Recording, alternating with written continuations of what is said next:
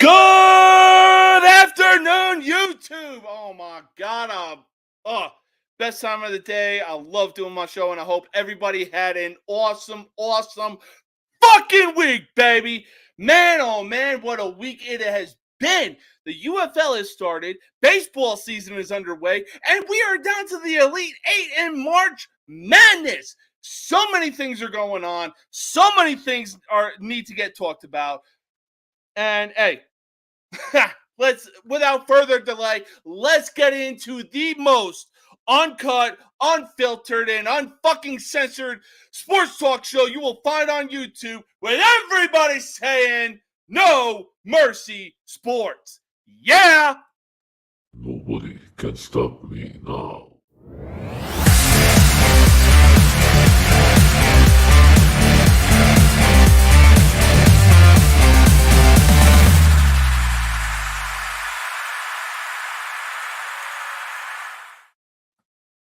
Let me talk to you. All right, so before I bring on my guest, be sure to click the link in the description if you want some True Victory apparel. The link is in there, and all you got to do is use code No Mercy Sports 15. That's No Mercy Sports, all caps, followed by the number 15.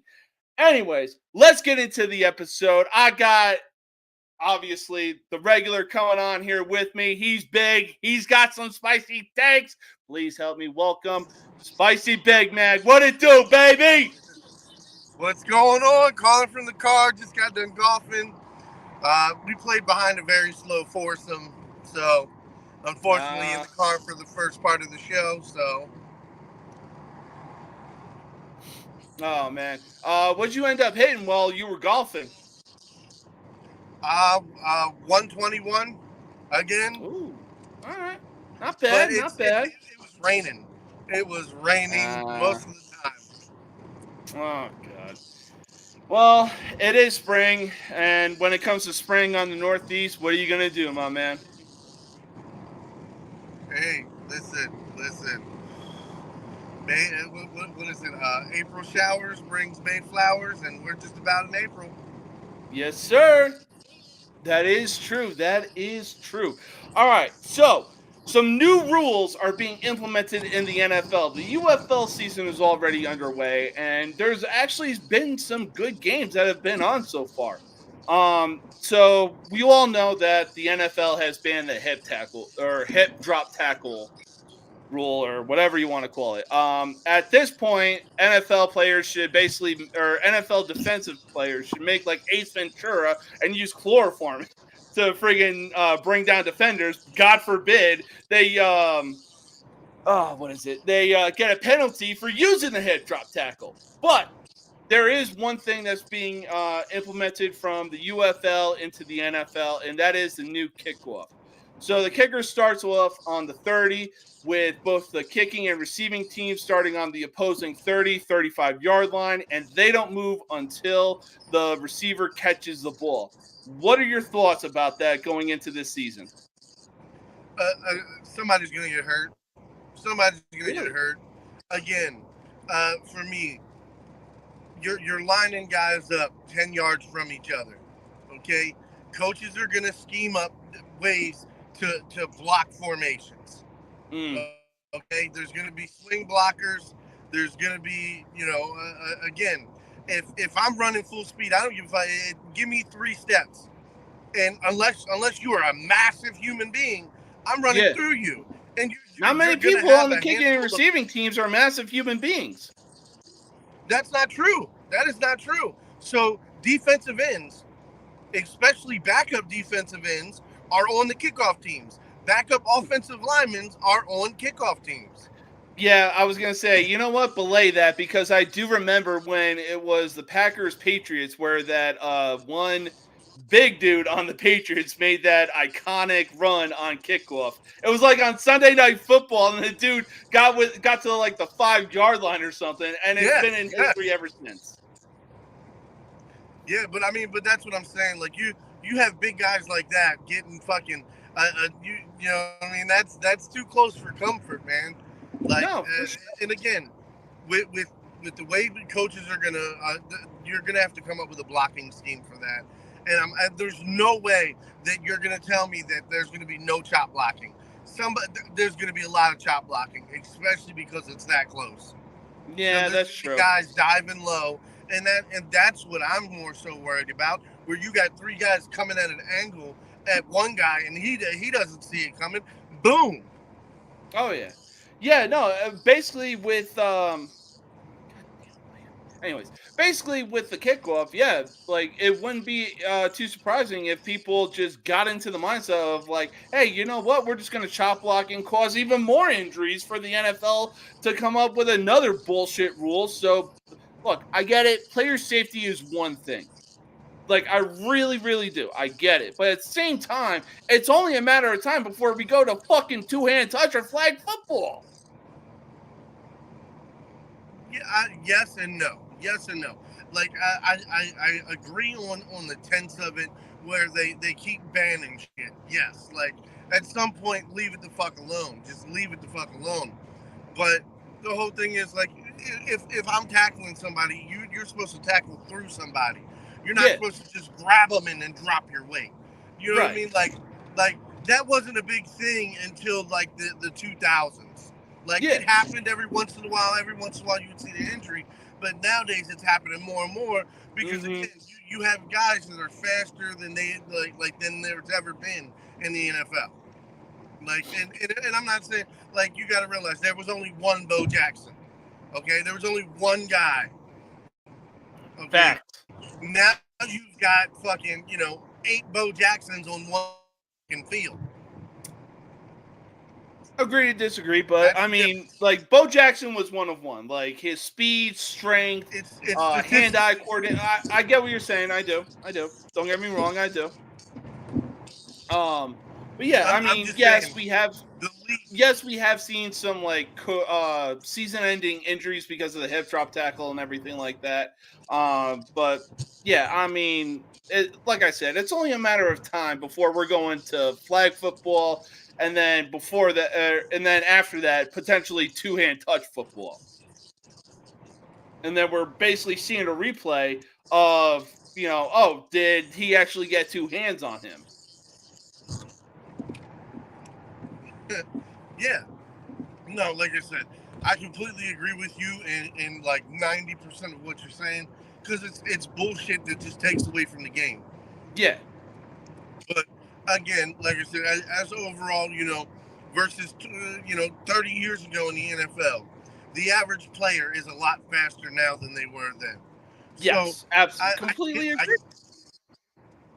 So it's like, in a sense, yes, I get it, but at the same time, it's just like, at what point do we leave the game alone? Yeah.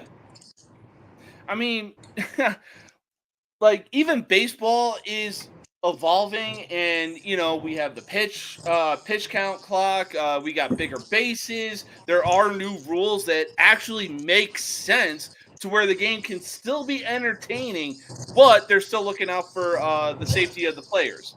But speaking of the game evolving, at one point, we were starting to see at one point we knew the top dogs in college basketball. I'm talking Duke, UNC, Syracuse, Louisville. You can make an argument for Ohio freaking State. I mean, don't get me wrong. Duke and UNC are still the top dogs that everybody flocks to when it comes to college basketball. You know what I'm saying? But we're seeing a new wave. Say what? I said, yes, sir. I'm agreeing with you. Yeah, we're seeing Purdue, UConn, Arizona. The list goes on and on. I mean, even Illinois is the number 3 seed in the tournament right now, and they look damn near unbeatable. Unfortunately, they're playing UConn right now. We're going to get to those Elite 8 picks later on. But however, for Kentucky, they're sticking to the age-old tradition. If it ain't broke, don't fix it,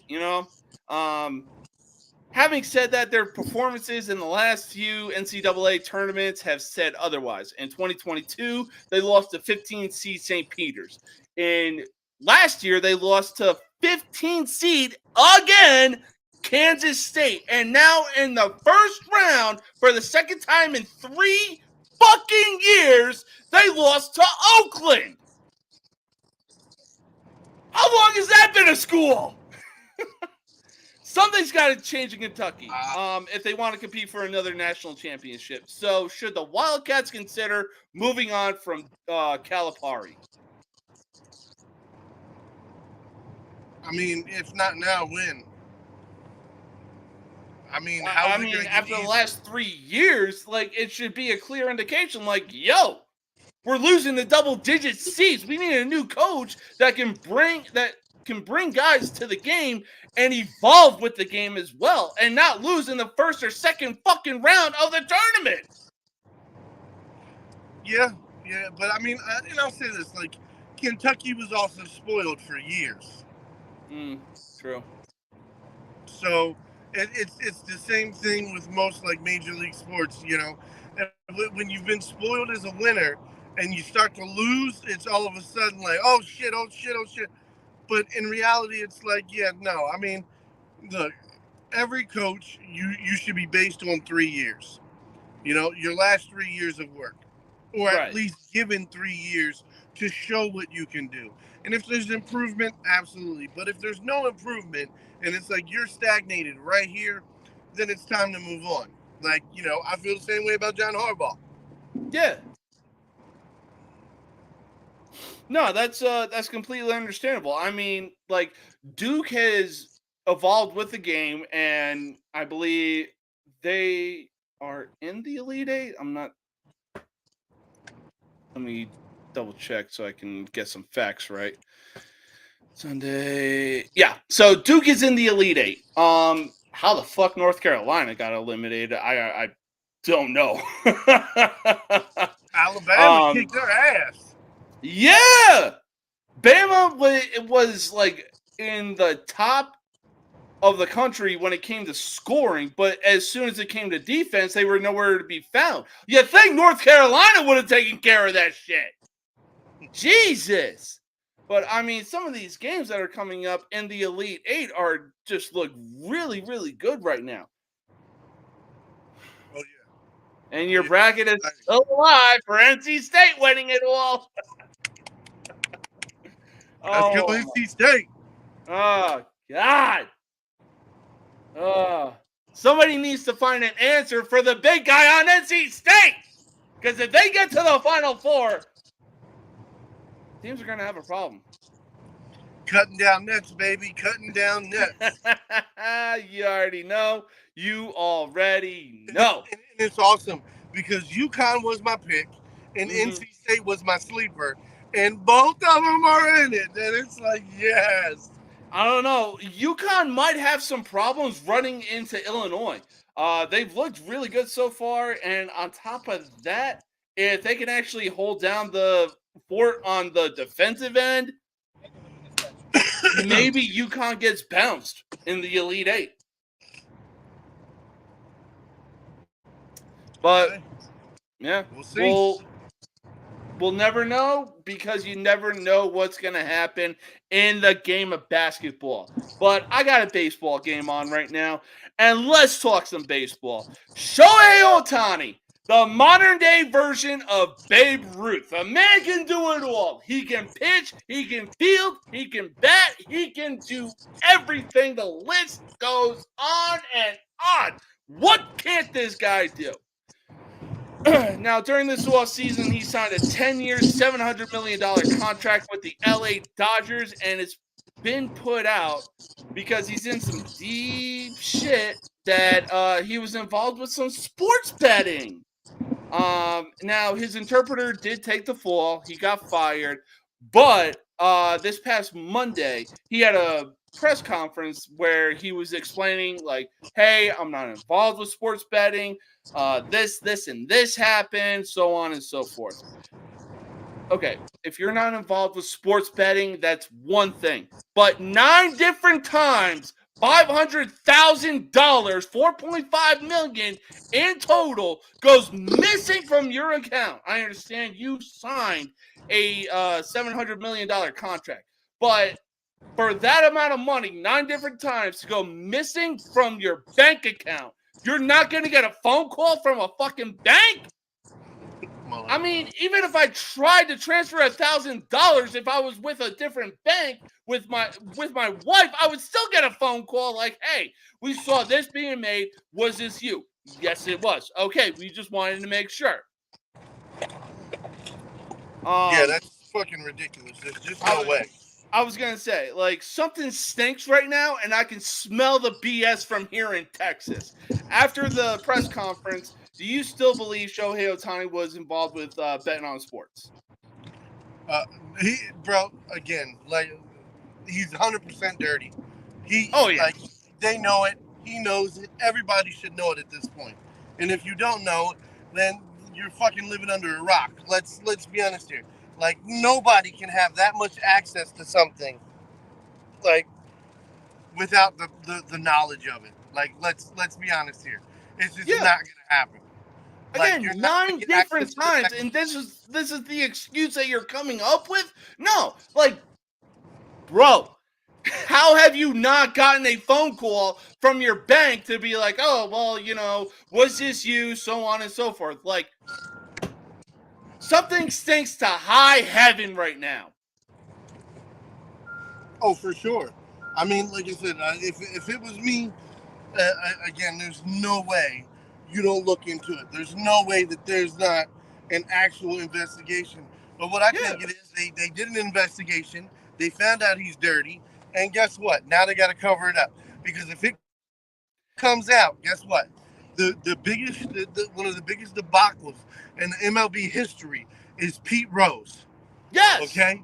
And now what you're doing is you're saying you're going to sweep this shit under the rug and act like it's not there. Pete Rose gets a fucking guillotine. Exactly. Pete Rose is banned for life. Like, you're telling, he can't be in the Hall of Fame while he's alive because of the bullshit. And now this guy, and again, this is multiple counts, multiple fucking accounts with sports betting and his fucking interpreter. Whatever. Again, he should be banned. He should be banned. He should be fucking suspended. Like, there's just no fucking way you're gonna tell. Like, it just doesn't make sense. It doesn't make sense. I mean, like, the Baltimore City Police could put 2 and 2 together here. Okay. I mean, look, the math ain't mathin', and Shohei should know a fucking thing or two about fucking math. I mean, just, it blows me away that he's going to sit in front of people, given the response that he did, just to be like, "Oh, well, I didn't bet on sports." Okay, well, if that's the case, fucking prove it. Instead, the MLB goes and investigates the freaking, the bookmaker. Like, come on! LAPD isn't involved. FBI isn't involved. DEA, whatever fucking 3-letter agencies out there aren't involved. Are you kidding me on this? Yeah, no, I mean, like I said, this seems like it's some real corrupt backdoor shit going on here. And yeah, like I said, I'm not a fan of it. Like, I mean, no matter what, right? Ohtani has just tarnished his legacy. Yeah. Like, I understand he is the golden boy of baseball right now because we've never seen anything like him since Babe Ruth. And a good majority of us weren't alive around to see Babe Ruth. But if he is found guilty on things that come up, whatever comes his way, he fucking deserves it.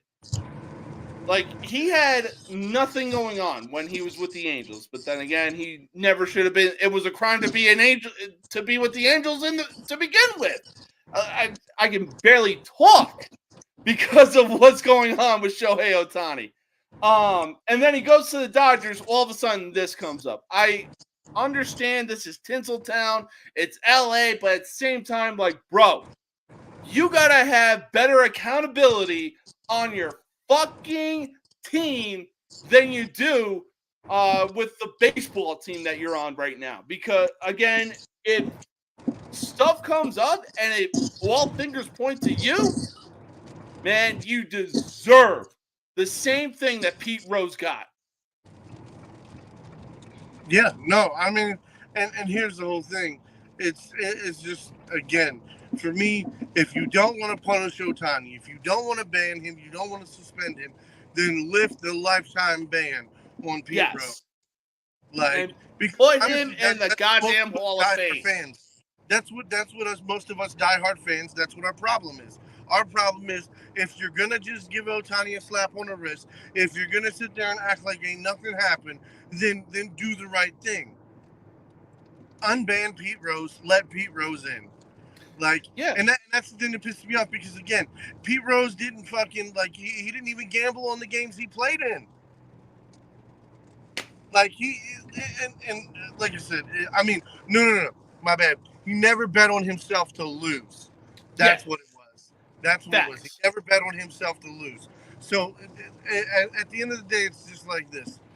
For them to let it go with Shohei Ohtani is just, for me, lets me know that it's just like, they're always going to be for the here and the now money. Right. No, I just, God, I mean, like, this argument right now is essentially the same thing that you can make the argument with the steroid era of baseball, and when Aaron Judge became the new AL single season home run leader.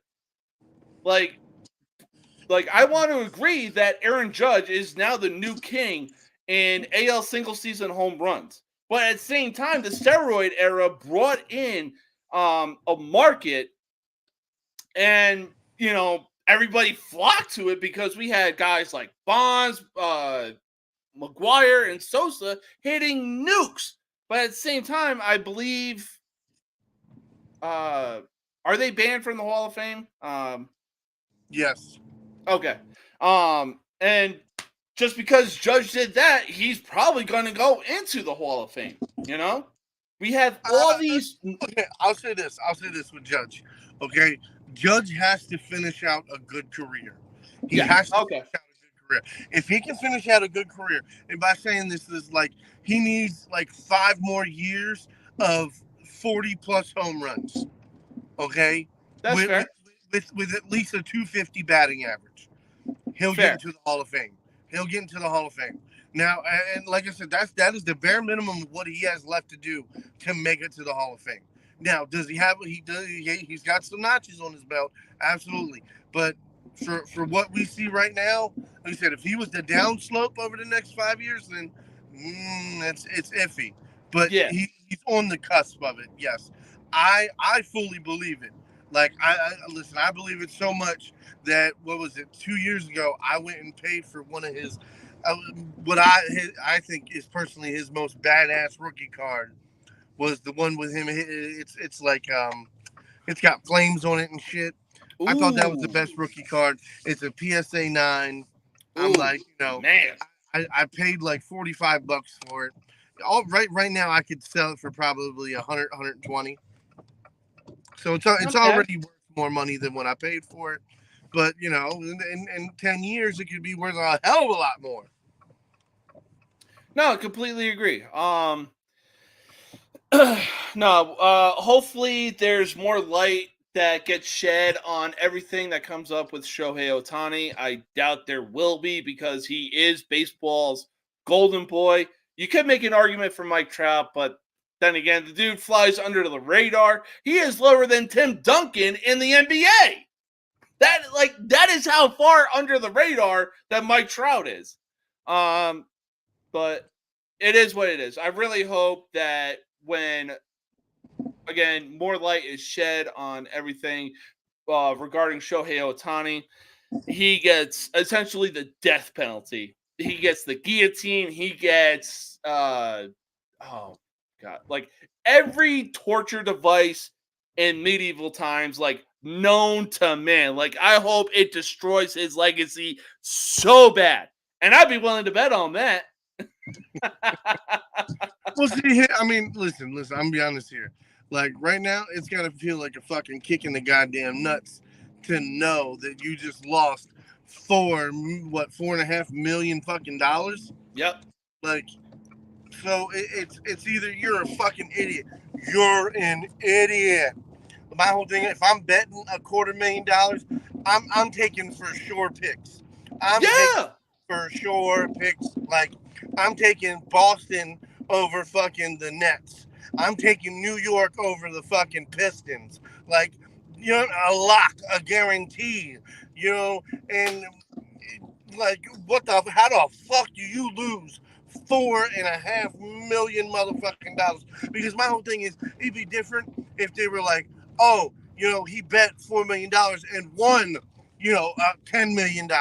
Yeah. Then, but yeah, again, you lost $4.5 million. What the fuck? Again, like I said, $500,000 9 different times is transferred out of his bank account, and he doesn't get one fucking phone call from the bank that he's with? Nah. Yeah, because I tell you what, if motherfucking $20 comes out of my motherfucking account that ain't fucking accounted for, motherfucking right, I'm gonna be flipping the fuck out. Get the fucking bank on the phone and be like, hey, what the fuck? I don't remember making this. Oh, God. So we're going to stay on the topic of baseball. Now, usually 9 times out of 10, when I wake up in the morning and go to work, I put on ESPN Radio or Fox Sports. You know, recently it's been about the Justin Fields trade, what the Steelers are going to do, the NFL draft, despite the fact that we're a fucking month away from the NFL draft. Whatever. And after this past weekend and this past week, the talk of the town has been the March Madness tournament, and rightfully so. And the only time that baseball actually got talked about was the Ohtani betting scandal. Again, rightfully so. And then on opening day, people want to start talking about, oh, well, you know, teams are going to do this in 2024, teams are going to do that in 2024, so on and so forth. Like, get the fuck out of here. Now, why is it that baseball is not getting the respect that it deserves? Because obviously on major sport network radios, nobody wants to talk about it. Last year, for crying out loud, when it came to the playoffs, the only thing, so during the World Series, people wanted to talk about the playoff brackets because the fucking Dodgers got swept by the 84-win Diamondbacks. I mean, don't get me wrong. I enjoyed it because the fucking Dodgers got swept. But, I mean, like, why is baseball getting so disrespected and not talked about enough? I'll be honest with you. Just everything is so instant access. Everything is so instant access. And especially right now. Right now is the time of year where you have so much shit going on. You have NBA going on. You have fucking the MLB starting to take off. You have fucking March Madness going on. You have, you know, and men's college, women's college. A bunch of college sports is starting. You also have hockey going on right now. So NASCAR's coming in. Golf is starting to kick off. You have a lot of options. So it's really just like, what is your preference? Right. For diehards, we follow a little bit of everything. We love our teams, and you know what I mean? But again, for me, it's just like, I dabble in everything, but I mainly watch most of my teams. Right. But as far as like baseball really hasn't kicked off yet. Baseball technically doesn't really kick off until like May, June. But like that's really when it kicks off, because it's like at the start of the summer. Very true. And I mean, even when it comes to March and April, like the weather's still gloomy. I mean, hell, I can see it in the background of where you're at. The weather's still gloomy. It's going to be rainy. You know, it's going to be cold weather if you're north of the Mason-Dixon line. But in my honest opinion, I really think that for certain games, for teams that are like in the Midwest and Northeast, if games are going to be canceled due to weather, maybe hold game or maybe like go to the southern states and have the makeup game or play the game there because uh because it's going to be warm, it's going to be sunny, it's not going to be cold or anything like that, and obviously players are going to thrive. Yeah, I mean, but that again, that's part of baseball. Like, especially if you're more of a cold weather team, so April, May into June, you're going to have a lot of chilly games, and then same thing when you're playing. If you're playing when you're playing the August, September, and if you make it into October, it's going to be cold. Like, you know what I mean? Like, yes, it's a summer sport, but it starts in spring and ends in fall. So you both of those are chilly weather. So I Very don't true. know. I just think it's an element of the game. Like, just like me, if it's not thundering, play fucking ball. Let's go. Like, bullshit, bro. I played little league baseball. Like, we played in the rain. We had thunderstorms. Okay, yeah, take the bats, go put the bats on the other side. Everybody go undercover. But no thunder. It's just a little drizzle. It's just rain, man. Fucking play ball. Yeah, fuck it. I mean, I, at some point, I really think baseball should look into moving games more southern if they get canceled due to weather. But at the same time, like you said, yeah, it's it's an element of the game. It is what it is. I mean, we see football players play in the snow, sleet, rain, everything. We see them play in every element imaginable.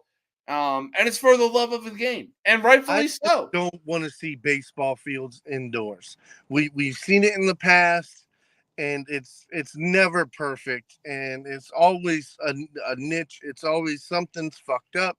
So it's just like I don't want them to go indoors, and that's what I'm afraid of. Okay. Makes sense. I was gonna say I'm actually glad that I deleted a segment that I thought was worth talking about, which was a World Series neutral site. Like what happened with the baseball season in 2020. Yeah, the wild card rounds were played in like Cleveland and everything like that. But as soon as it got to the ALDS, NLDS, so on and so forth, it was in San Diego, Tampa, and then the World Series was basically held at the Rangers' new stadium. Yeah. No, I mean, I'm for me again. Home field advantage is huge in the Major League Baseball. Okay, I don't give a fuck what shit having 20,000 plus screaming fucking fans and stomping. It does a lot. I can tell Absolutely. you, listen. The Orioles are going to be really hard to beat this year. Okay, and I'm They telling you, are stacked. fanfare. The fanfare alone is what's going to make it hard because I'm telling you, we're already chirping at pitchers. Yeah. Like I the mean, they whole are thing, stacked from ball top one, to ball bottom. one, ball one, ball two, ball two. Like, bro, I don't give a fuck who you are. When a fucking stadium is chanting at you as a pitcher, welcome to the yips. Welcome to the big time, bitch. You know? Yeah, um, I'm all for it, but I 100%. I believe home games are very, very important. no, I agree to that. And a majority of me agrees with that, but at the same time, I feel that it should be on the same level as football, college football, college basketball, and everything like that. Like a new home advantage is one thing, but we're looking for the best team in baseball, not the rowdiest crowd in baseball, you know? Yeah, I mean, look, I get it, but that's why it's a back and forth in the playoffs. One Yes. is at this house. One game is at their house. One game is at my. You know what I mean? And it's the back and forth. That's what I love about the playoffs. Oh Because yeah. you never fucking know. You never know. And then we've seen teams where they lost at home, but somehow dug it out on the road and won the fucking series. I mean, a perfect example would be the Diamondbacks last year. They went into Citizens Bank Park and actually won games. They moved on to the World Series in Citizens Bank Park, a baseball park that is essentially the equivalency of an SEC football game. Hell yeah. But that is the beauty. That is the beauty of the playoffs of baseball. Yes, sir. Yes, sir. Anyways, so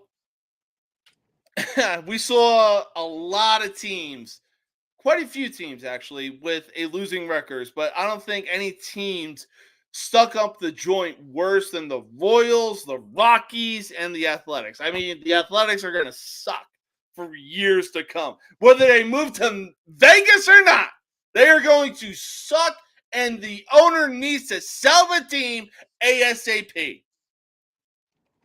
That'd be nice. That would be nice. Hearing that small market talk bullshit, because it's like at the end of the day, like, look, if the owner wants to win, then you're gonna win because you're gonna put your money behind the fucking team. But if you don't give a fuck about winning, then yeah, you know what I mean. Like, yeah, then that's the type of mindset you have. And I'm sorry, the A's haven't had a winning mindset since the early what was that fucking 2000 2001 when they did the Moneyball shit. I was going to say, I think the last time that they were in the playoffs was 2018, and they got their asses kicked by the New York Yankees. They were essentially on a Moneyball season, a real-life version of Moneyball, but again, as soon as the wild card came around, they got their asses kicked. I understand, you're signing players like a few $100,000 every now and again, but I mean, like, you know how bad you gotta be for fans to purchase opening day tickets just to be outside of the stadium having a fucking block party. That is exactly what the Oakland A's fans did on opening day. They bought opening day tickets just to hang outside the stadium and have a fucking block party. It's crazy. Regardless, though, which team that had a losing record last year has a better chance to make the playoffs this year? There were quite a few. So I will say this, right? Just because I really want to go Miami. I really want to go Miami. But I mean, I could lean Miami, or I mean, little wild card here, Pittsburgh. Ooh, yeah. I mean, Pittsburgh right now, they're looking good. Right, unfortunately, I got the game on, and they're up 9-3 on Miami of all teams. But that's what I'm saying. Like I like this series against Miami. Like I thought Miami was going to take this series, but fucking Pittsburgh's been playing their ass off, man. So I mean, Yeah. and this is just the first series, but if they're playing to this type of trajectory, then I mean, you're talking about a team that could win 80 freaking games. Yeah, I could really see that. I mean, the NL East is already stacked with the Braves and the Phillies. I mean, hell, maybe the Pirates and the Marlins make a run during this season, and possibly one of the two teams make the playoffs. Yeah, no, I mean, it's going to be exciting. I mean, we got 159 games left to go, so at baseball at this point is a marathon, not a sprint. Yeah, but as we've seen over the last few years, if you started a sprint, then go to a jog, Mm-hmm. You can jog for a long fucking time before you have to sprint again. Yep. I mean, like, You've seen that quite a bit over the last few years. oh yeah. I mean, hell, we could go back to last year when the Cubs lost 16 out of 20, lost a wild card spot in the playoffs, and Arizona took it over. You gotta drink a little bit of it. I mean, it was crazy last year in the closing game, in the closing few months of baseball before the playoffs started. Yeah. No, I mean, like you said, it's going to be the same thing this year. There's going to be 3 teams right now that we really don't see and we're really not talking about that's going to turn around and wind up doing fucking damage. Oh And they're yeah. right there in the wild card. Or again, a team like Pittsburgh, they could sit here and they could, split series. They could go fucking, 2-3 in some series. And bro, you're talking about they could win almost 15 to 20 more games than they did last year. Yeah, So absolutely. that's what I'm saying. And again, look at their division. Their division ain't fucking it ain't that good. No, it ain't that easy either. I mean, like, Nothing. Listen, but Major League Baseball is, in my opinion, probably the second or third hardest thing in the world to do. yeah. I mean, the craziest thing is that you know how good at football you got to be to literally go on college game day and say, oh, well, hitting a baseball is the hardest thing to do. Obviously, Deion Sanders made that quote. Like, it's crazy. Yeah, I mean, I would be hitting a major league pitch is equivalent of, I mean, essentially trying to hit a fucking golf ball a perfect 200 yards. Okay, there's only people walking this earth that can do that on a consistent basis. Okay, like I put it to you this way, like what was it, Rory McIlroy? Like this man makes Oh, Rory McIlroy. Yeah. And like, dude, the other day, I watched him take his fucking 6-iron, and he didn't get it even 100 yards. So, like I said, look at Tiger Woods has had some bad games. So again, like there's certain things in sports that are super hard to do, and hitting a major league pitch is up there with just about any fucking thing. Oh yeah, absolutely. I mean, we got curveballs that are just essentially begging to be fucking nuked at this point. We got sliders, fastballs. I mean, just it's crazy how much the game of pitching has evolved. And again, for an NFL player who is a two-way athlete to say that it's harder to hit a baseball really shows just how hard baseball is. Oh yeah, for sure. I mean, like you said, I mean it's a no-brainer when it comes down to it because, like I said, I tell most people when they're like, yeah, I mean, I could get a piece of it. Go to listen to me. Go to batting cages, okay? Yes. And go to a new one where they have a 90 around a 90-mile-an-hour fastball.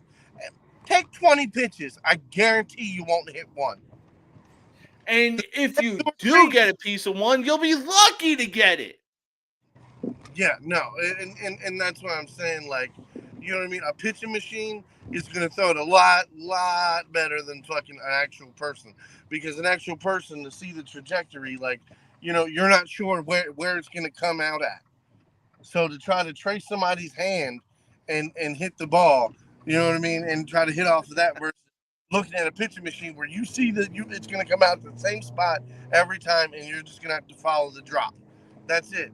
But and again, like me personally, I've done it, bro. I mean, out of 20 balls, I think I hit 2, Jesus. and like I fouled them by hit. I mean, because I did not catch them clean. Now 80 miles an hour, oh, I'll tear them motherfuckers up all day. Those hanging breaking balls, they, like I said, they're just begging to be fucking nuked. Yeah, no, for sure.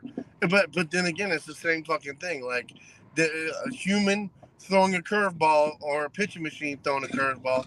Again, pitching machine, you can see it come out after a couple pitches. You kind of see where that curve starts to come in at. Versus a person, somebody can throw a curveball at 3 different fucking spots, and it's going to be hard to catch that trajectory. You Right. know what I mean? And again, I challenge anybody. Like if you think you're hot shit, go ahead. Put Yeah. put an 80 mile an hour bless you. Put an 80 some mile an hour fucking curveball out there and see how fucking clean you are at being able to hit it. Oh, for sure. I mean, hell, like if you want to talk shit about baseball or even softball for that matter, go up to the batter's box and take a fucking hit at it. Take a swing, do something. Because I guarantee you, with a softball pitcher on the mound, you ain't gonna hit shit, baby. Okay. So I will say this. So I talked my shit and I was able to back it the fuck up. Okay. Now, mind you, softball bats are a little bit longer than regular baseball bat. But Yes. I can tell you now, like Shorty was humming them around 80, maybe 85 at that. I mean that fast as she was humming them. But yeah, nah, she put that bad boy over the plate. Thungow, out of here. Oh my god. That's the one thing I say. Softball, I hit that neon green. Oh yeah, baby. I'm not. But again, baseball, no, not anywhere as easy. No, I mean, I really. Oh God, fucking I was also never a patient fucking hitter. yeah. Sorry, I'm putting baseball games on right now. Teams that I'm watching and I'm hoping will actually win aren't fucking winning because the Royals are down 5-1. The fucking Marlins are down 9-3 to Pittsburgh of all teams. Uh, Looks like Randy Arozarena had himself a day. I think the Rays might have won this game. Uh, Anyways, so moving on to the next segment. Last week did not go as I thought it would. I mean, case in point being because I couldn't even pronounce the fucking baseball player that of the. I couldn't pronounce the career path of the baseball player that I was describing. But much like Iron Man, I learned from my mistakes, baby. So this one is definitely a lot better, but it's also a brain teaser at the same time because I'm pretty confident in this one. Now, the career path of this player. Um, he started his career with the Rockies in 1995 and then moved or was traded to the Marlins in 1997 where he was a part of that 97 World Series team. He was the dude that scored the winning run in the 1997 World Series against the Cleveland Indians. After I'm thinking about what he's saying. My wife's like bracing for impact. I'm like, no. I'm sitting here listening to what you're saying, and I'm trying to go through players in my head. This might become a lot more obvious because in 1999, he spent a year with the LA Dodgers. And then from 2000 to 2003, he was with the Arizona Diamondbacks, where again, he was a part of the 2001 World Series team, beating the heavily favorite New York Yankees in that team. After that, he spent 2004 with the Milwaukee Brewers before going back to the Diamondbacks in 2005, 2006. From 2007 through 2011, he would spend his remaining years with the Milwaukee Brewers before calling it a career. Now, to make things even more obvious, he was a manager of the Brewers from 2015 to until 2023, and he is the current manager of the Chicago Cubs. If you need further explanation, he is known for a distinctive stance in baseball. I know who it is, but I cannot remember his name to save my life, dude. Because I just watched the Cubs game.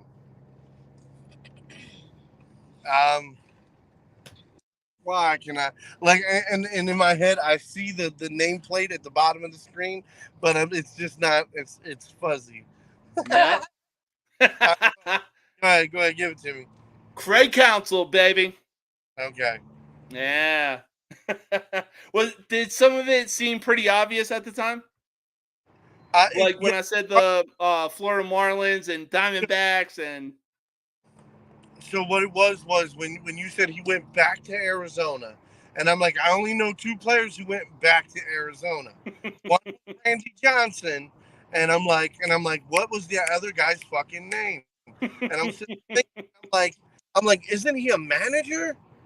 And that's why I'm sitting there trying to think, like, what the fuck is that guy's name? Because I almost said Craig Bigelow, but then I was like, no, that's not the right name. What the fuck is his name? I mean, hell, I was gonna say, like, as soon as if you go on to Safari, Google, whatever, and look up Craig Counsell's stance, you'll fucking know him.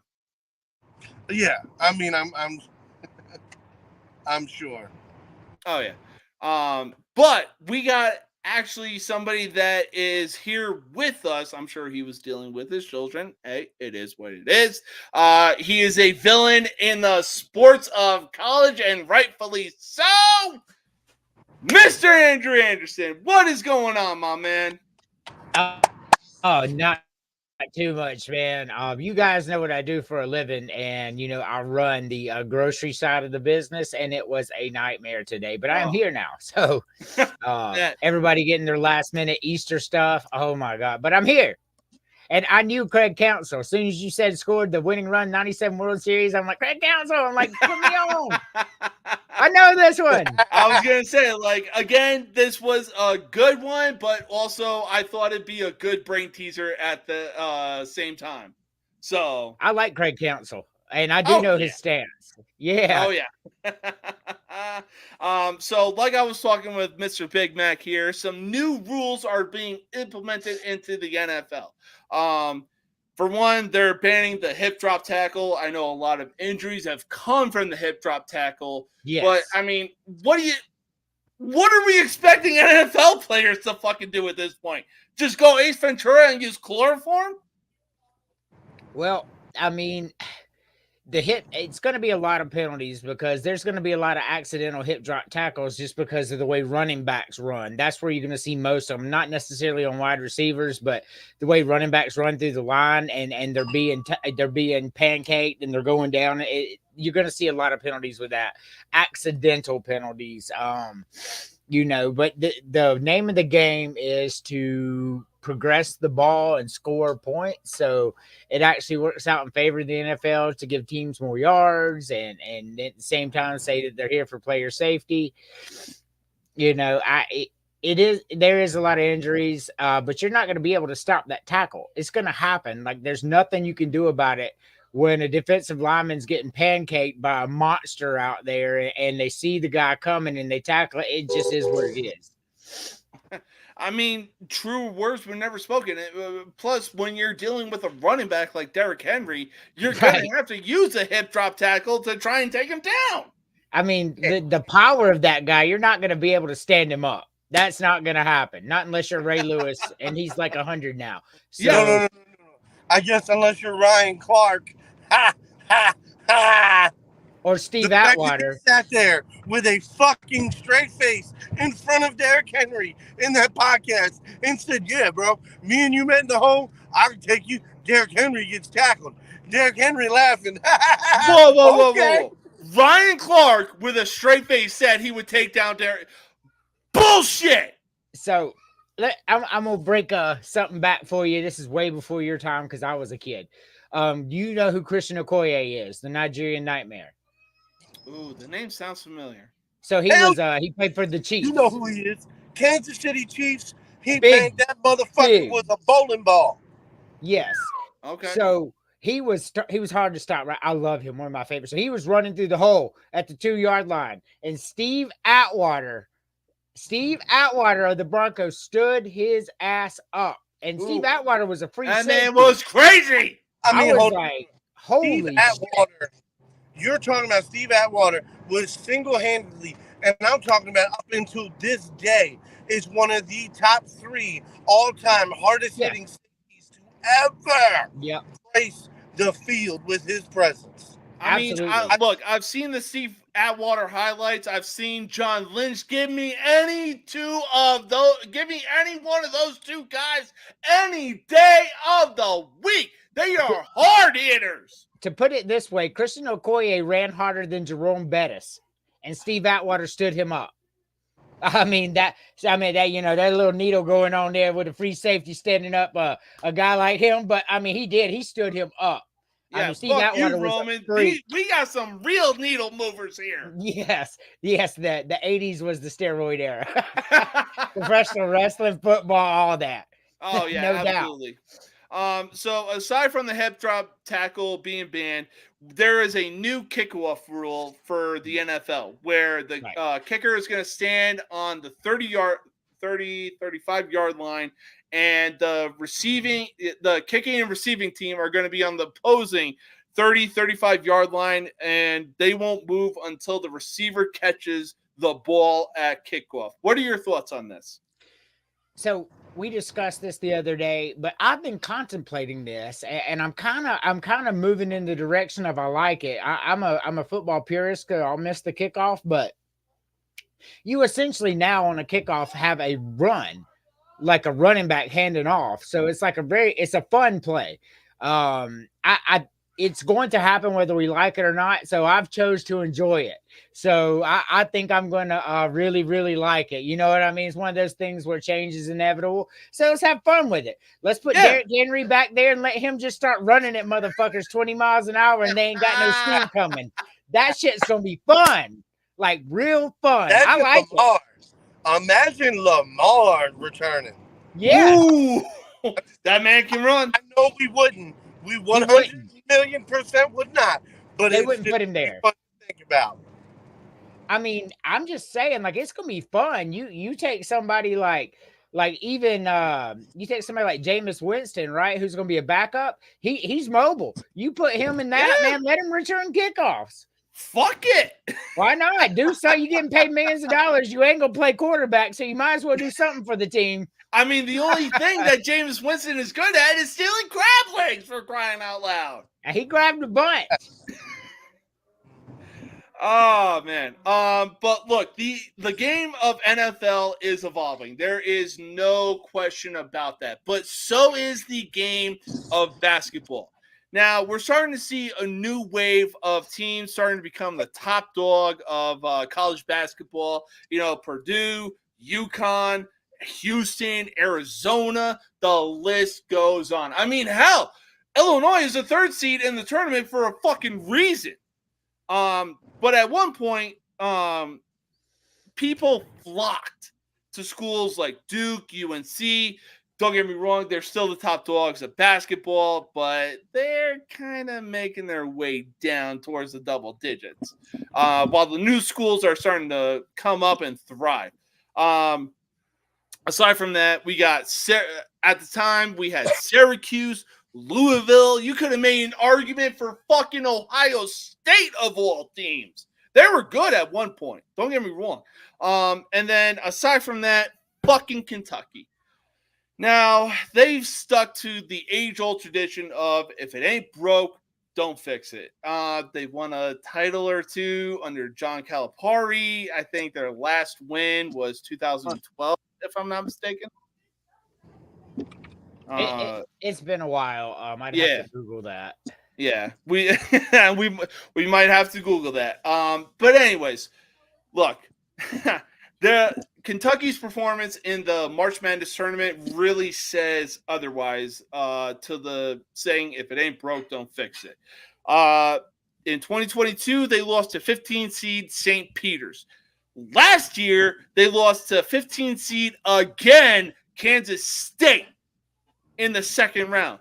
And now this year, they lose to 14 seed Oakland in the first fucking round for the second time in 3 fucking years. Something's got to change at Kentucky if they want to compete for another national championship. So should Kentucky consider moving on from Calipari? So here's the way I look at it. He's owed a lot of money. Here's the difference in the way that it's going right now. So the days of grabbing the McDonald's 100 and loading your team are done. Neil has changed the game. So players are staying longer. So you're seeing teams like Illinois, Arizona, Iowa State, even though they got put out by a great Illinois team, best team in the tournament right now. Yep. These seniors are staying because they're getting paid. And these teams that are full of juniors and seniors, 23-year-old and 22-year-old, are going to be 18-year-olds all day long. And John Calipari refuses to change. It's like the Dabo Sweeney of college basketball. He still thinks loading up the one and dones, but that's not how it works anymore. Like you're not going to have a bunch of 18-year-olds out there beating players that should be in the NBA but aren't going because they're making money and having fun at the school, right? So that's what we're seeing now. And, and it's more fun. It's more fun basketball. I see these juniors and seniors. And I think that's what's going on. Calipari refuses to change. So until he does, I think Kentucky should consider moving on, but the payout is $31 million. I don't think they're going to, but they should. I mean, the crazy thing is when I was listening, there was one morning I was listening to ESPN radio. Could you imagine Kentucky moving on from John Calipari and Louisville realizes he is on the market? Louisville, of all teams, Kentucky's biggest rival, and they pick him up as a head coach. If Kentucky moves on from Calipari, he'll end up being like a Rick Pitino. They're not going to pick him up at Louisville. He'll go to a St. Bonaventure or something like that. His career would be over. Pitino right now is at St. John's. Right. That's what I'm saying. But like you'll see Calipari at St. Bonaventure, DePaul, Duquesne, something like that. That's where he'll go. And it's just fun. I'd love to see Calipari there, but the days of loading your team up with one and dones are over. That's why Coach K's out of the game because that's how he did it. That's why Roy Williams is out of the game because that's how he did it. And Calipari's a dinosaur. It's all about juniors and seniors and upperclassmen and it's fun basketball again because it used to be that way. And I just really like it. So I just think it's going to be a good time. Jumping out real quick. I'm gonna come back on the computer real quick.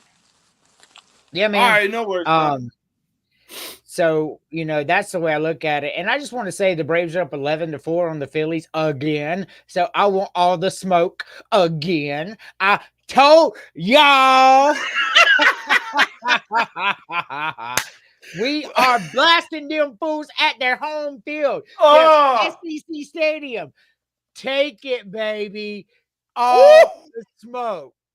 Go Braves. Oh, my God. Bring it. Oh, this is why I love baseball so freaking much. But speaking of baseball, we got a bet that went fucking wrong for the LA Dodgers. Why? Because Shohei Ohtani, the modern day version of Babe Ruth, the man can do it all. He can pitch, he can bat, he can field, he can do everything. Including bet. Now, during the offseason, he signed a 10-year, $700 million contract with the LA Dodgers. But let's be honest, being with the Angels is a crime to begin with. Well, anyway, here's the thing. The Dodgers, if it turns out he's guilty, are going to get out of that massive contract, right? Because it's a breach of contract that he was, and I'm feeling a little kind of way about Shohei Ohtani because while y'all are all like, hey, this dude's guilty, I was the only one going, no, I don't see it in his character. I don't think he did it. And then all this stuff comes out, make me look like an idiot, right? So now I'm like, oh, okay. But, he's guilty. I mean, I was going to say, I mean, you don't have $500,000 come out of your bank account and be like, Yeah, you got $500,000 9 different times coming out of your bank account. You're not going to get a phone call from the bank 8 of those 9 times? Are you fucking for real. But you're going to sit in front of a crowd of people and say, oh, I don't bet on sports. I don't do this. I don't do that. But my interpreter is... What about them Braves? I'm just saying all the smoke. And the NL East is going to be one to watch, baby. It's going to be one to watch. I love it. Woo! I love baseball so much. Oh, trust me. Baseball is getting some serious disrespect. We're going to get into that in a bit. But like I said, eight out of the 9 times that $500,000 is transferred out of your bank I want that account, smoke. I want that smoke. 13-4. I want that smoke. That's the Angels. They're not beating the Phillies. Yeah. Not yet. Not yet. Look, the fucking Orioles are stacked top to bottom.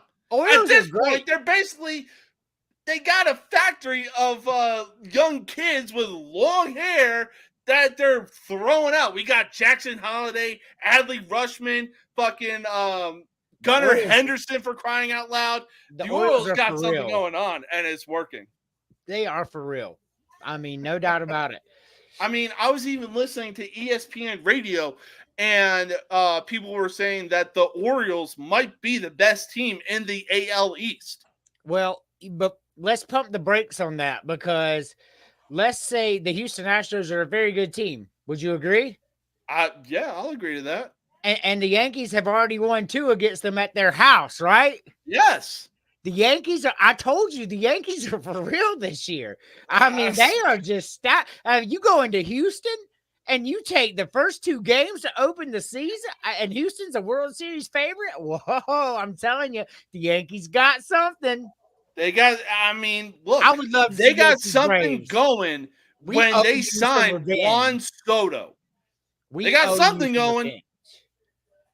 Yankees Braves World Series revenge tour. Yeah, we owe you for those years in the 90s.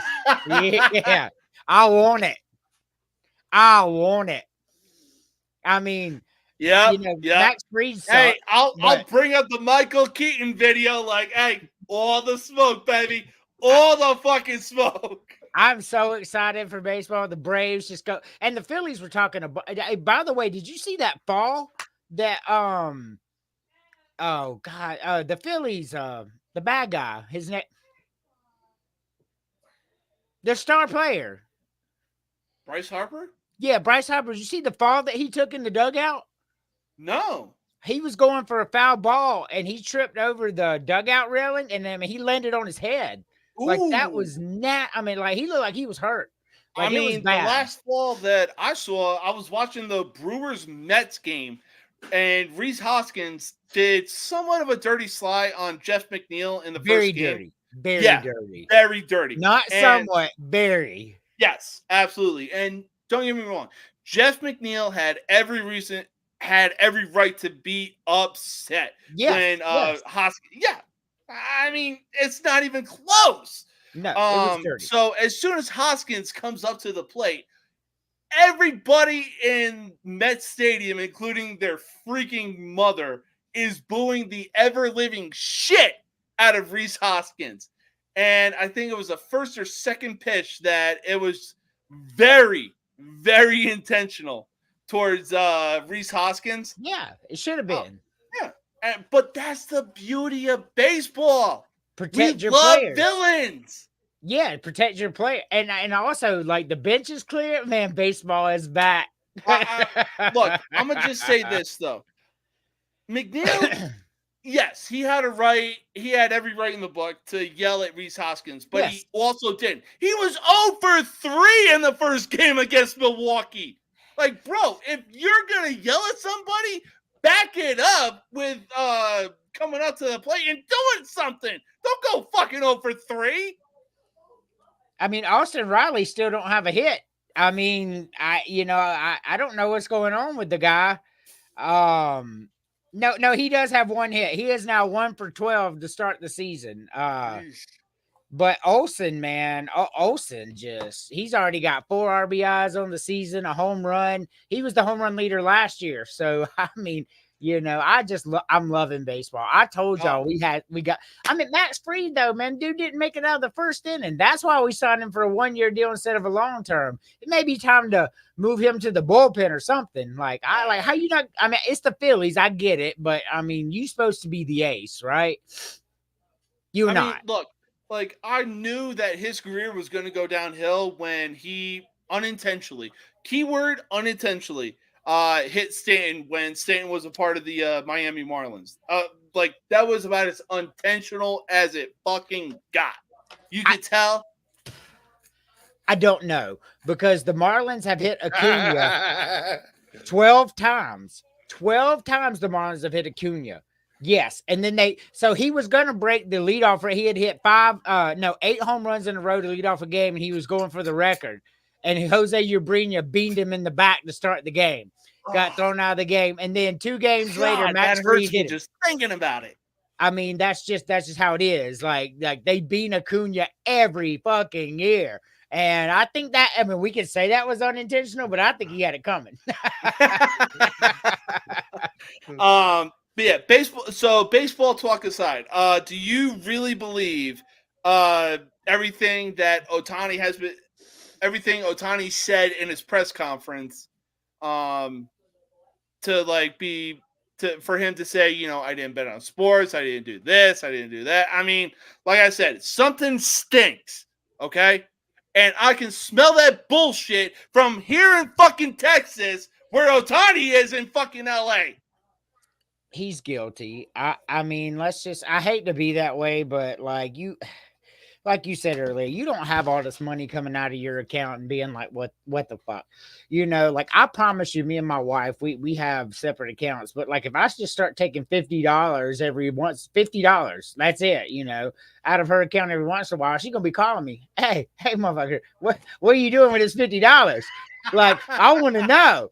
I mean, and this is $500,000, man. If somebody gets $500,000 out of my bank account, I'd be down at the bank putting hands on somebody. Have y'all lost y'all's mind? I mean, I'm going to jail today. Like, I'm confused. And then it happened 9 times. Interpreter, he's getting hands. He's guilty. 9 times he's guilty.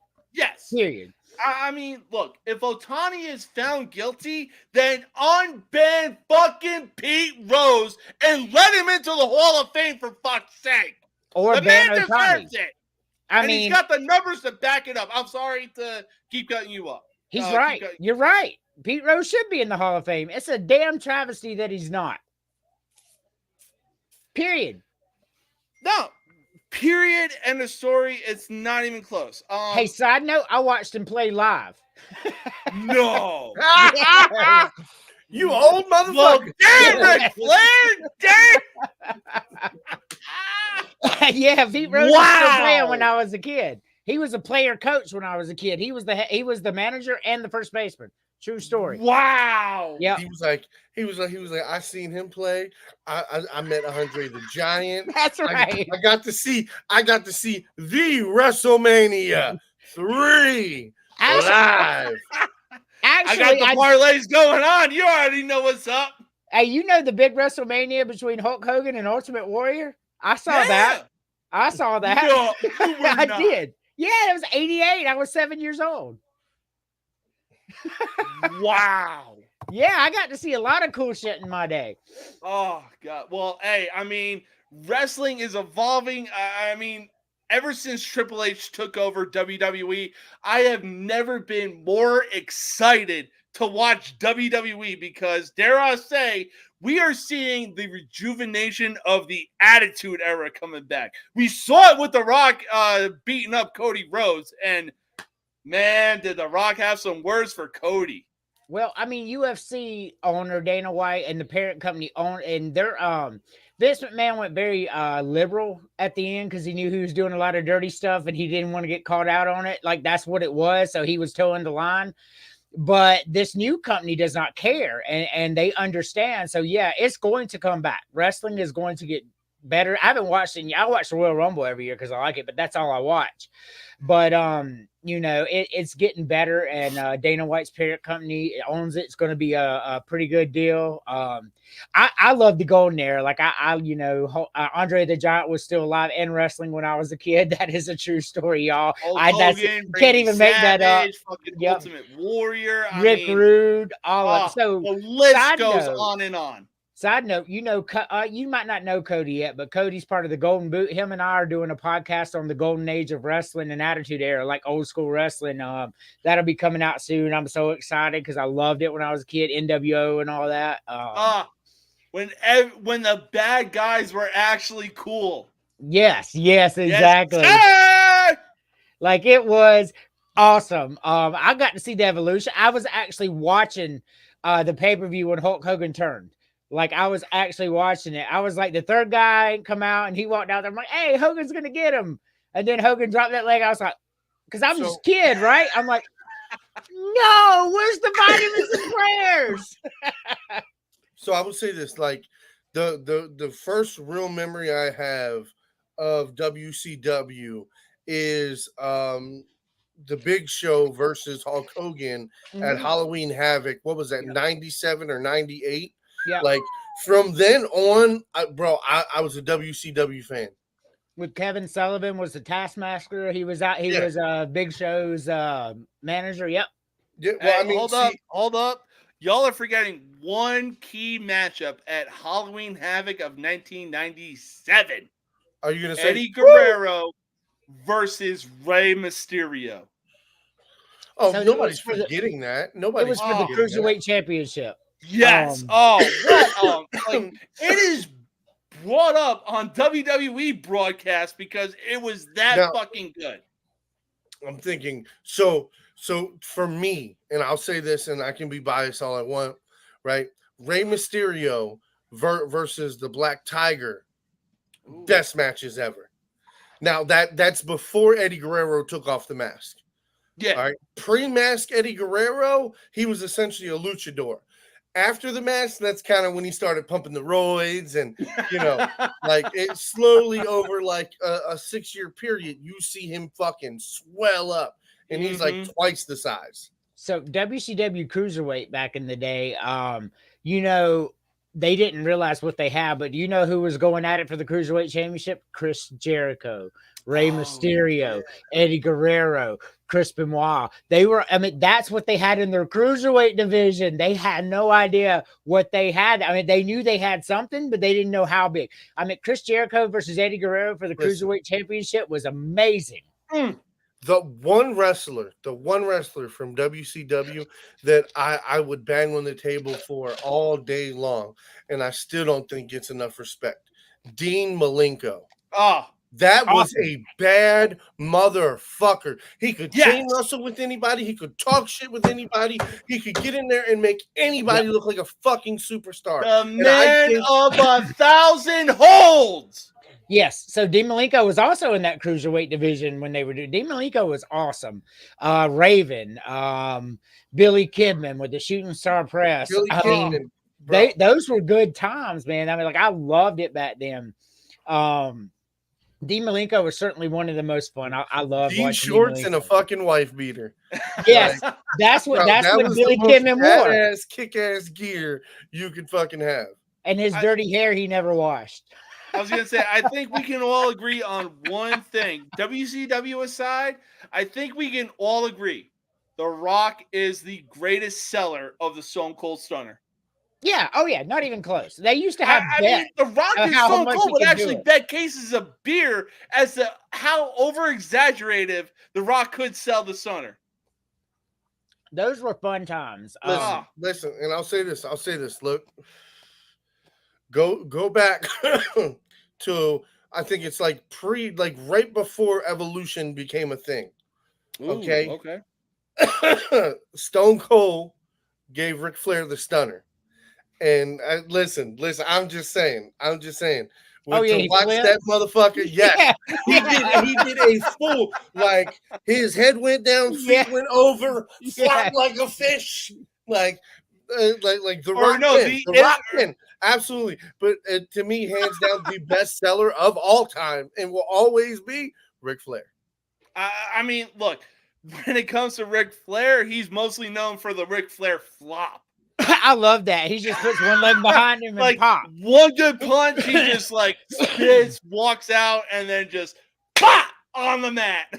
So the Stone Cold Rock rivalry started like Oh, so it started when they went for the Intercontinental Championship, but yes. but Stone Cold won it, but he was going for the WWE title, so he had to give it up. So The Rock won it, right? So Wasn't Stone was Cold it 96 or 97? Yeah, it was a long time ago.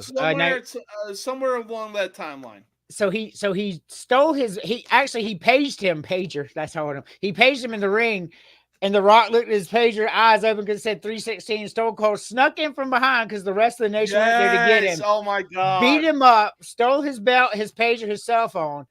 2 hours or an hour later, they go and he's on a bridge. And he throws the Intercontinental title in his pager, his cell phone. The Rock's like, oh, and that was the beginning of the rivalry, man. That was awesome, man. Like, he just threw his page. It was hilarious. The rest, as they say, is history. And one of the greatest rivalries ever began that night. How could it not be? I mean, hell, like, so A&E, every Sunday, every now and again, does like WWE Rivals, WWE Biography. They did one rivalry with Stone Cold and The Rock, and I think at one point in time, The Rock and Mankind were booked together to be a tag team. The Rock and Sock Connection. Yes. Oh my god! Listen. Like, so they were champions. Yes. My favorite. The fact that is Mankind. Okay, so the only man, anything like involved with Mankind. When I talk about like the only man to appear in the Royal Rumble 3 times, three different characters, yes. and who can forget when Undertaker threw his ass off the top of the cage? Oh God. Like that was listen, threw him off the cage, threw him through the cage. Through the cage. The thing I love the most is that Mick Foley was begging, he was pleading, he was doing everything in his power to convince Undertaker to do that. Yes. And Undertaker was like, no, you're gonna fucking die. Are you kidding me? Right. I mean, it was good. It was good. It was good TV. But like I was gonna say, the thing I love the most about the Rock and Sock Connection is the fact that both guys loved working with each other. You had arguably one of the coolest. To put it simply, you had one of the arguably the coolest guys in high school that everybody knew, paired with the goofiest kid in high school that everybody still knew, and they still got along. And they just didn't fuck with him. That was the kid in high school. You were like, yeah, you're weird, but I ain't gonna fuck with you. Yeah, but at the same time, they met. Like, they worked perfectly. Oh man, it was great, especially when he can do the mandible claw, and then The Rock would come and do the people's elbow while he still had the claw. Shit was crazy. And then they both wanted to pin him, and then next thing you know, he has the claw on The Rock. It was great. And The Rock's like, "What are you doing? What are you doing?" It was awesome, man. Awesome. Oh God. I mean, look, we're getting back to that day and age. I love it. Triple H, he is like Paul Heyman. He is a man of the people. He knows what sells. Awesome. He knows what the people want, and he is giving it to us, and I fucking love it. So here's my whole thing is like, and I just want to say this, like, I hope Triple H truly gets his flowers before he gets too old. Oh, he gonna get them. Now, here's the thing. Okay, again, like, hands down, I don't give a fuck what anybody says. He's top 5 all-time wrestlers. That's another home run for the Braves. I mean, woo-hoo.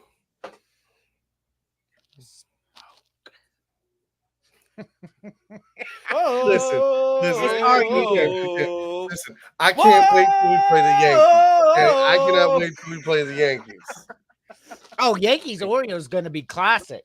Oh God. I mean, obviously, the Phillies is the only one in our division that can really compete with us, and it doesn't look like they got much for us. So take it as you will.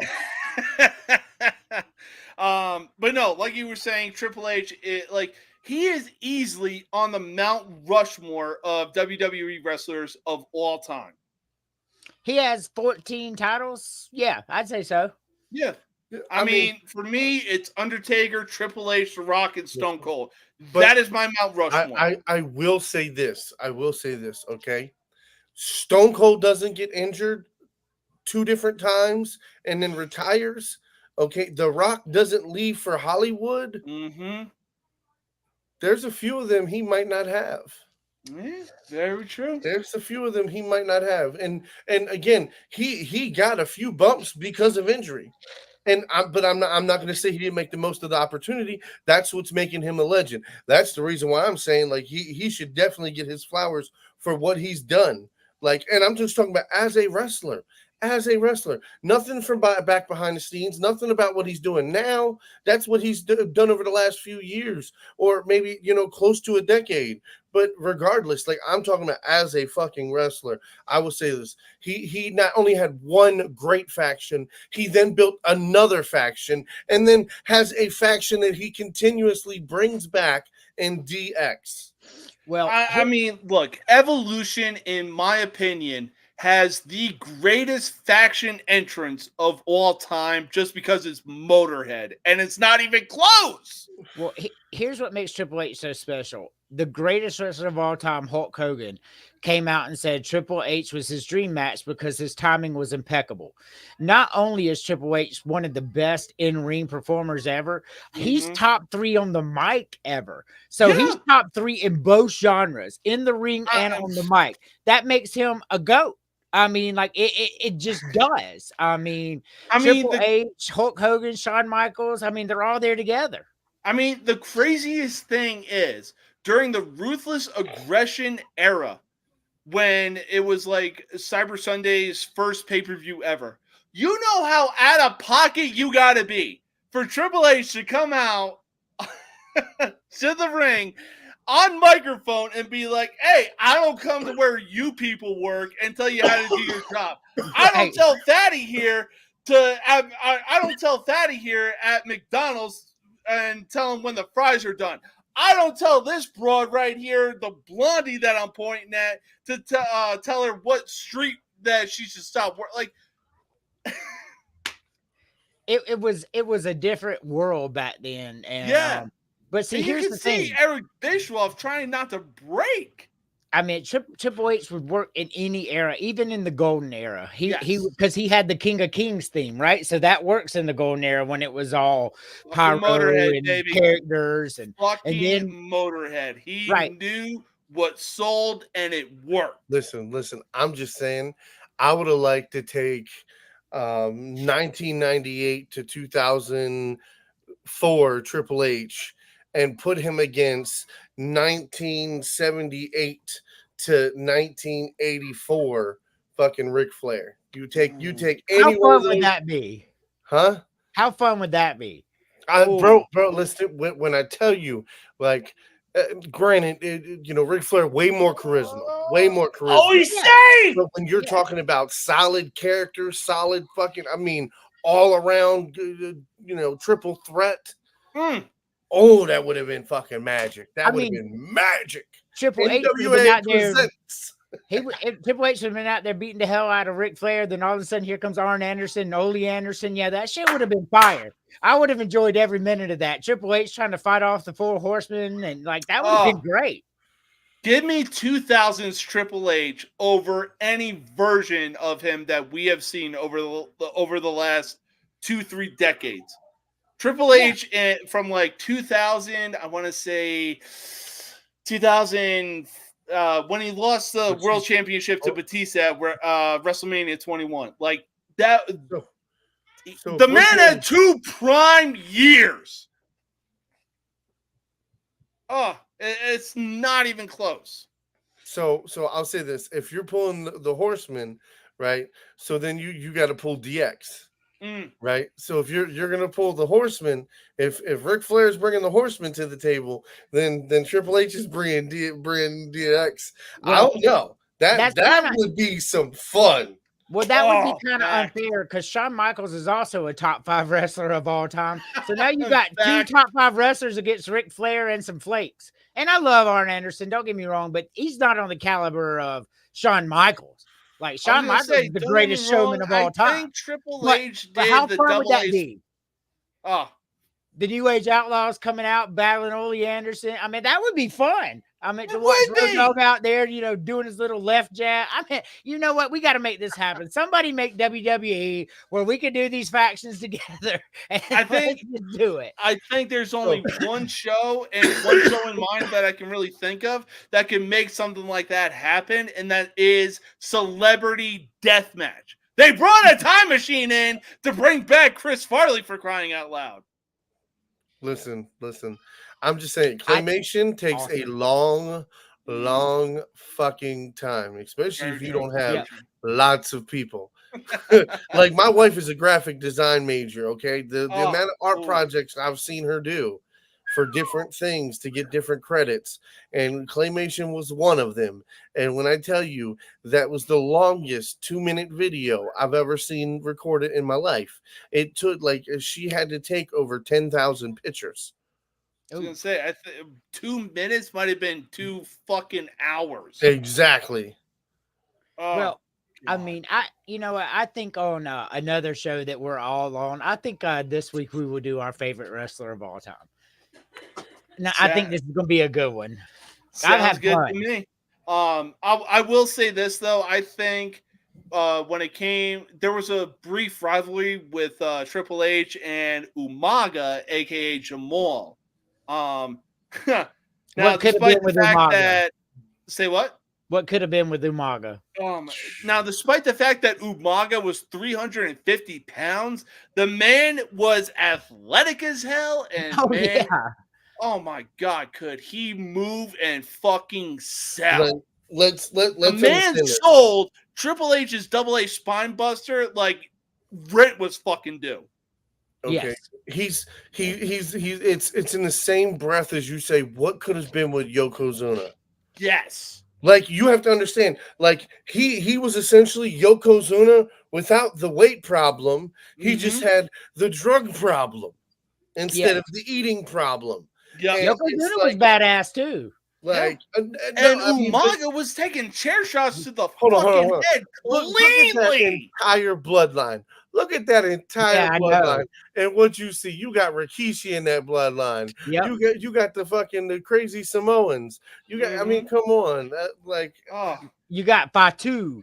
I Yeah. mean, the that's a entire dynasty. bloodline is a chef's kiss. They are. I mean, that's why the bloodline storyline works so well, because people remember everything that they had. I mean, and they're still going. Yeah. I mean, Samoans are taking over, and it's crazy. and Vince McMahon, to his credit, saw that in the 80s. Like, he knew what they could be, because they were just that talented. And, and they're big, I mean, like, most Islanders aren't that big, but this bloodline is some big hamburger eating 6'5" motherfuckers. I mean, It just I ain't was normal. so sold on WWE. I really thought Yokozuna was actually fucking Japanese. Yeah, never was. But yeah, I mean, like, I He thought looks so it too. too. I'm like, he looks like a fucking sumo wrestler. Like, this guy, he was And listen, but the whole thing is, still him next to Rikishi, and you're like, oh, motherfucker. Yeah. Oh, motherfucker. It's like, yeah, bro, they're brothers. Those are brothers. Yes. Like, And Rikishi never got the push he deserved. No, that is a fact. He deserved. Fucking Umaga didn't get the push that he deserved. They put him with Scotty Too Hottie and the other motherfucker. Brian Christopher. Oh, too cool. Yeah. Well, I mean, they were trying to push him because they knew that he was talented, and they really know what to do with the guy. You know what I mean? But carrying half mid-card scrubs, because that's what he was doing. Yeah. He was making guys carrying look them good, well. and then turn around and he would get the win. But the whole fact is, it's like, he ate shit by nobody, a mid-carder. Like, Right. he wasn't eating shit by fucking Triple H and pulling the win. He was doing that by fucking what's his name? Lance Cage and shit.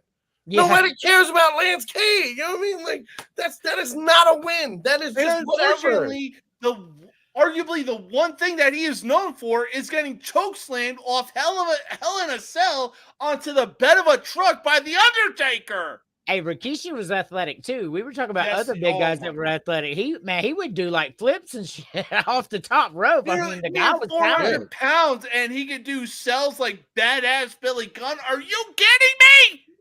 Another underrated wrestler who should have got his due, Facts. Billy Gunn, but Facts. because Billy Gunn was the talent of DX, of the New Age Outlaws. I love Road Dogg, but Billy Gunn was the talent.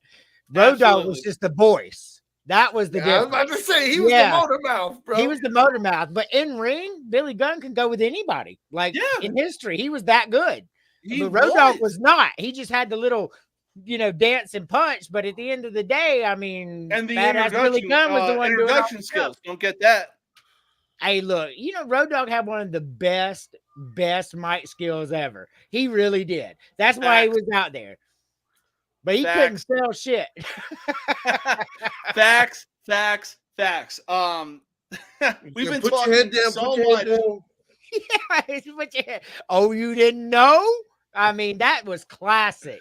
You already knew what time it was when you heard that. Even as a kid, you tried to do a spit take. Yes. I loved it, man. It was fun.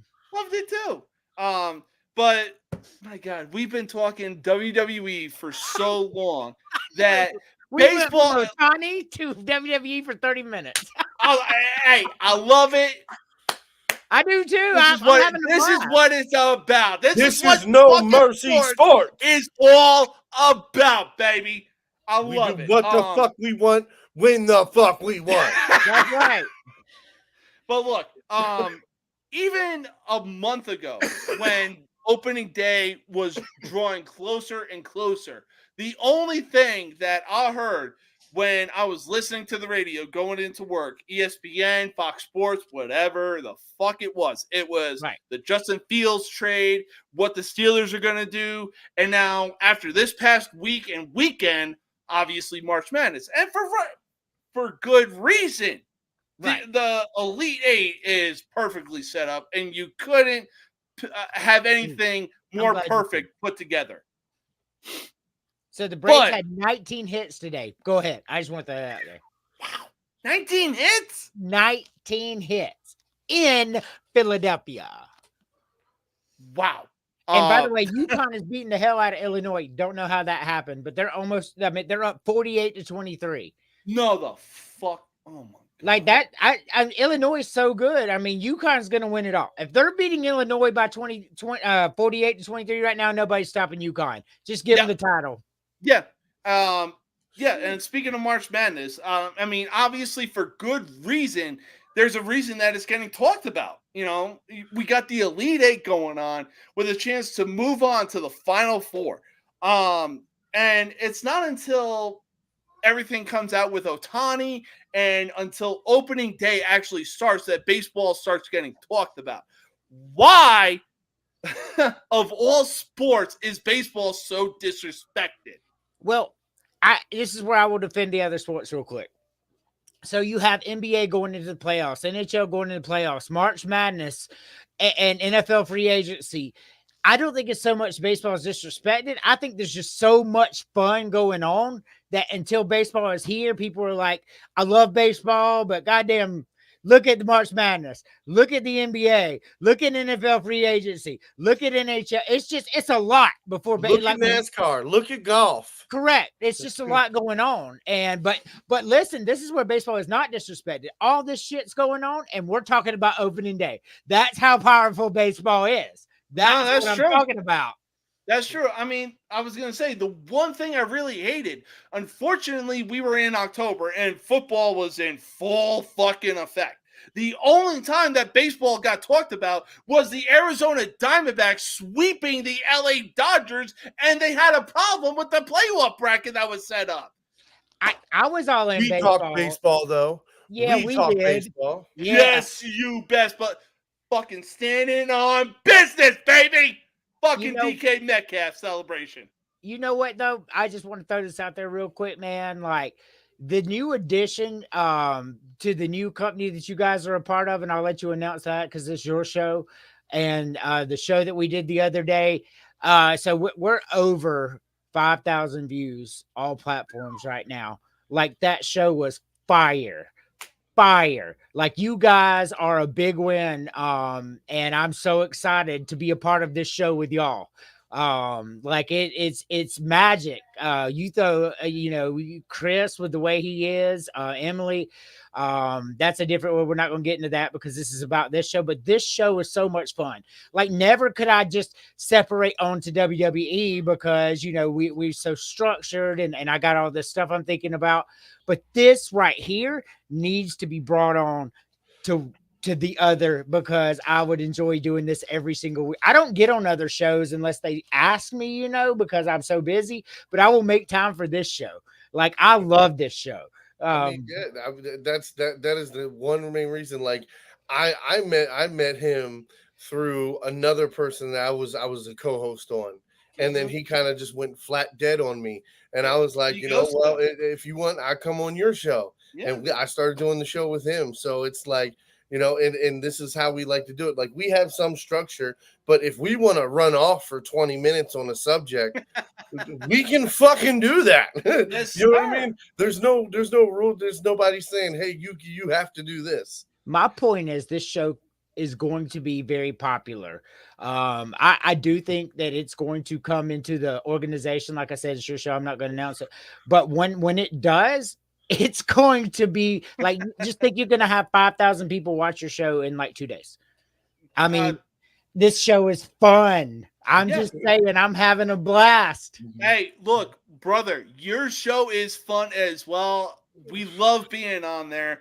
Oh, I love y'all on there. Oh God! Oh, for sure. I mean, your show is fucking awesome. Yes! It's awesome because it's like no offense, I get special privileges because everybody else is going to talk college, but I'm throwing pro in there. Right. I'll throw a little bit of this in there. I'll throw a little bets in there. I'll talk about spreads. You know what I mean? Like I like to mix it up, and that's awesome. Well, you have your own segment now, and it's going to go on every week because, like, it's very popular. I had a blast, and I'm having a blast right now. This right here works, and I'm just going to tell you, I'm very excited that you brought me on, and I will continue to be on. I mean, I'm having a blast. This is great. I mean, look, the one thing that got me really excited this morning was when I sent out the topics, Chris was like, oh, holy shit, you're sending out the topics. It's like, look, I'm in the military, I like to plan things ahead, everything like that. And aside from that, I bring my own persona, like WWE, and even give that, Bruce Buffer introduction to the main event. You know what I'm saying? Right. And I agree. I just try to work around schedules because we all have different schedules. That's right. That's going to happen. Adulting does suck. Let's be honest, though. Hey, look, I am your white Stephen A. Smith. I literally come in here. I laugh at fan base. As long as you ain't Skip Bayless. No, that bullshit. I'm not bringing that bullshit, but I am the white Stephen A. Smith. I'm telling you right now, I laugh when Florida State loses like he does with the Cowboys. I'm laughing, and then I'm on here, I'm making fun of people, and I'm bringing real that a lot of people don't want to do. But I'll call it as it is. Like, hey, that's some bullshit. I mean, I kind of modeled what I do after him because I love him so much, right? But I have my own little thing in it. But and then you have your WWE style, and Mac is all facts. That's why this works. Because I'm talking shit, making fun of people. Mac's bringing the real statistics, and you're over there bringing energy. It just works. Like I said, look, if I'm gonna be yelling like Mac, I'm gonna make sure that I got facts behind it. That's right. It's just fun. It's a good thing. It really is. But to put it out there, like you said, Mac and myself are permanent co-hosts on College Sports Villain. We couldn't be any happier. We love it. We love the energy on the show. There's no words to describe the things that go on your show, my man. I'm the one honored to have y'all, because we won't mention the other person that we had on because he's dead to me. But Yep. I mean, the show got a lot better when we added you two, and that's just a reality check. It really is.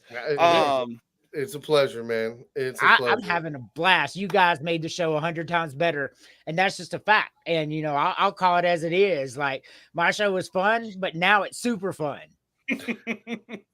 Hey, that's really the only thing that matters at the end of the day, is that we're having fun and love doing what we do. Oh yeah, because we all got jobs and we make money and we got families and all that stuff, but yet we make time because we enjoy it. Like, Yes. I just talked old school wrestling for 30 minutes. I'm having a blast. Listen, it's I awesome. mean, look, I'm not gonna lie. If I could make $35,000-$40,000 a year doing this every day, I would do this every day. This would be my job. Okay, Well, I mean, I'm give just me saying, that motherfucking paycheck. Well, I will tell you, I could not take such a pay cut, but Well, hold on. But only because of my wife. I'll say that. I'll say that would be why I could do that. my wife makes more than me. But you know, we have like 9 kids in this house, man. Shit's expensive. Hold on. I blame you, Biden. Listen. I got 3. Okay, and one of them is 16. All right. So, oh God, so he's a bottomless pit. What you spending on clothes for 3 of them? I spend for 1. So let me break it down. We got an 18-year-old in the house. We got an 18-year-old male, a 16-year-old female, a 10-year-old, a 4-year-old here all the time, and then a 14-year-old, and then a 21-year-old. Like, all right, you got me. You got too many teenagers. I'm thinking little kids. I'm thinking you got little ones. You got too many teenagers. Yeah. Yes. I mean, listen, you got an offensive lineman for a fucking son. That man is a bottomless pit. Two of them for sure. Not 3. Okay. Hey, Oh my God. Two for sure. Look, it wouldn't surprise me if every SEC school in the country was lined up at your door to recruit your son. My son is God. 6'3", That's a 240 big pounds. boy. He is a monster. Like, I'm telling you, man, these kids, they eat and they're clothes. My son, he's 21. Oh, okay. And our 18-year-old, he's 6 foot tall, 240. I mean, like, these aren't small people. Like, we are big people over here. You know what I mean? Like, we are big people. Yeah. No, I mean, hey, look, my 16-year-old, he's like 6'5" in a third. Like, he's almost 6'6". He's literally, he's like right here to me. You know what I mean? He's a monster. And so how many Division I scholarship letters have you fucking gotten in your mail? That's a big boy. That kid is big. I've seen the pictures. I'm like, bro. The thing that comes with it, like 6'3" is right on that cusp where you can still wear a regular 2XL shirt and it still kind of fits you, right? Once you get past 6'4", you have to have a T-shirt. It has to be 2XLT, 3XLT, because if not, you raise your arms and your belly button is showing. Okay. Or what's that one shop? DXL. Yeah. Yes. And it's like, you going, bro, that's $50 a fucking shirt. Oh, like every once in a while, like I'll get a good deal and I'll get a couple of Nike shirts for $35, some, a pack of polos, 4-pack for like $40. Right. Like, you know what I mean? And that's what I buy for myself. Yeah. You know what I mean? And it's like, bro, regular graphic t-shirts and polos and shit, that's $50 a pop. I got it pretty good. I'm 6 foot tall, almost 6'1", like on that cusp, and I'm 198 pounds. I can wear any fucking thing. Yeah. Must be fucking nice. When you're in the 300 range, in the 300 range, you need big things. Okay. I'm near the 300 range. I'm 275 pounds. Believe it or not, because y'all haven't known me, but a year ago, right now, I was 280 pounds. I've lost a lot of weight, man. Wow. Like, I'm over 40 and I smoke cigars. I'm like, man, I can't be fat and smoke. Something got to give. So I had to lose the weight. But look, Mac, like you said, 6'3" is that height, it's the height where you can, as a parent, still make those like idle threats. Like, look, you can do your thing, just don't fuck with me. But anything 6'3" plus, oh, they run the house.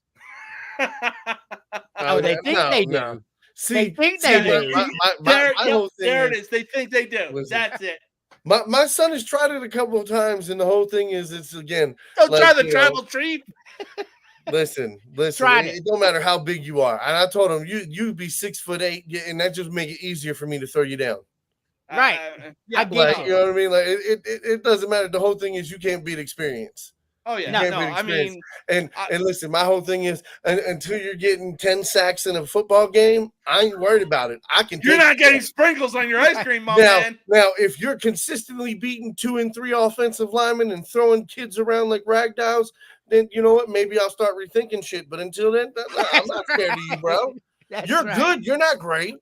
You're not great. I'm like, put some pads on me. Let me go against these high school kids, brother. I promise you. You see one of these 230-pound linemen fly.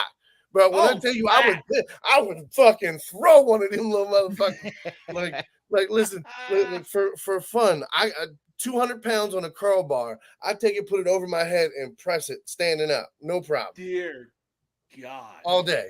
Oh my God. So yeah, no, like even like, when I was even in I'm my ready. I'm years, ready. I know. My son, until you get to college, you ain't gonna be able to fuck with me. I was look, I'm I was saying gonna say, monsters even like in my you. teen years when I was like 6'2", 6'3", still like bottomless pit, could eat whatever the hell I wanted to eat and not gain a damn pound. Look, I thought I ran the house, but as soon as my mother raised her voice, and the same thing could be said for my stepfather, as soon as he raised his voice, I cowered in fear. Oh yeah, because you already know what time it is. Oh yeah, I may have been 6'3", but my fucking 5'3" mother made me feel like I was 4'11" or something. She made me feel small, and she was 5'3". You know you love your mother so much you ain't fitting to put hands on her nothing. So you know when she says something, you just like, yes, ma'am. Like, because I was the same way. Exactly. Like I'm a lot bigger than my mom, but I'll be damned if anybody put their hands on her, especially me. You know what I mean? Ain't gonna happen. You know, it just is what it is. Mamas are special. Yes, exactly. Mine's a little flipped on from you guys. So, you know, unfortunately my mom passed away when I was 12, but you know, I live with my grandmother. So yeah, no, by the time I was 16, I was bigger than every motherfucking body. And I ran that motherfucking house. Like I ran that house. Damn. Like, bro, they kicked me out of quite a few times. Well, so then you didn't run it. You thought you ran it until no, like, I mean, hey, listen. I did what I wanted to, because it was like, well, if you do it again, you're gonna get kicked out, and I'd do it again, and kick me out, and then eventually they'd let me come back. Eventually. I mean, I just do it all over again. I mean, monsters like you two is the reason that I stay strapped. I'm just saying. Like, y'all are, I am almost 6'1", 200 pounds, and I would be just tiny compared to y'all. And when I walk around in the real world, I'm one of the tallest people out there, because most people are about 5'8". You guys are fucking giants. I'm just saying. I mean, tell me about it. Like, look, when I go back to my old high school and I see the football players nowadays, I'm like, can somebody tell Willy Wonka that he's got some Oompa Loompas missing? Kids are fucking small. They are. At least when we were in high school, we were fucking built. Bro, I don't know. Maybe it's a Baltimore thing, but I tell you what, the teams around here, they got some big offensive linemen and big defensive linemen. Yeah, this is a very populated fucking, city. And so this is the South, man. People, it's probably the crab cakes and the pit beef you got going on in Baltimore. That's probably why those kids are so goddamn big. And with the South, Iowa too. I lived in Iowa for a few years. And I played football in Iowa, and there was a couple teams, bro, we went up against where the whole motherfucking team was as big as me. And I was like, what the fuck are y'all going to do? That's right. Like, I'm looking at my team like, what is Jace going to do? Jace is 5'5". He's maybe 120 pounds. That's our safety. The running back is my size. He is 6'2.5", about 240 pounds. I'm 6'4.5". I'm fucking 245 pounds. What the fuck? I'm the defensive end. I'm the biggest motherfucker on our team. Yes. He's going to put a helmet on a What knee is the what he's fuck? going to do because that's all he can do at that point. Ugh. Bro, I mean, listen Oh. to me. That whole right side of the line, I gave work to. I chop blocked. I tore. I uppercut. I punched motherfuckers in the thighs. I was doing Oh, anything you I could fucking get away. Charlie horse them. Bro, listen, the other lineman grabbed my defensive tackle and just held him there. He couldn't even get up. He's in a squatted position, Right. stuck there. Like, bro, I was trying to hurt motherfuckers at that point. And then they run the ball at me. They run the ball at me. I was swinging and punching at the running back. There was a time he didn't even have the ball. I'm just sitting there uppercutting him to the ground. Hey, and fucking cut check him. The ref's like, you know he didn't have the ball, right? I'm like, I thought he had the ball. That's what I Your said point too. is, he was like, if you do that again, I'm gonna call it. Yep, every time you do that again. Hey, look, if I'm a player, I'll just tell that ref, you ain't gonna do shit. Man, we lost that game by like 24 fucking points. Oh my god. Man. No, unfortunately, I was a part of a high school team where we got our asses kicked on a weekly fucking basis. Did y'all have Babe Ruth League baseball? Pop Warner. I have Pop Warner. It's Pop Warner baseball. All right, so baseball, right, is Babe Ruth League. It's all the All-Stars got to play. So I was on a Babe Ruth team because we were really good. I was the pitcher. And we were busting people's ass here in South Carolina, right? We're beating all these teams, so we get to go to like the regionals in Tennessee, right? So we get up there and I'm like, yeah, we about to mow them down. Man, those boys came out that fucking dugout. And like I'm probably 5'10" at that point, tallest person on my team almost. Those boys come out, 14-year-olds, 6'3", 230 pounds, standing up at the plate. Like, I'm like, what the fuck? I'm like, so like I'm up there. Somebody ate their veggies. Man, I hit 2 of them. Like the first time they went out, I mean, they got like doubles. The second time they came out, I popped them. And finally the umpire come out there and said, you're out. I'm like, it was an accident. He's like, an accident in my ass. You're throwing over the plate every single time. And you hit the same people every single time. Get off my field. Like, I'm not doing it on purpose. I mean, these guys were Major League Baseball players. I'm nervous. Right, I'm nervous. It was an accident. He looked like Mark McGuire. They're gonna hit Kyle Schwarber fucking news at this point if I pitch on the right. Mark McGuire with the first 2 years of the A's.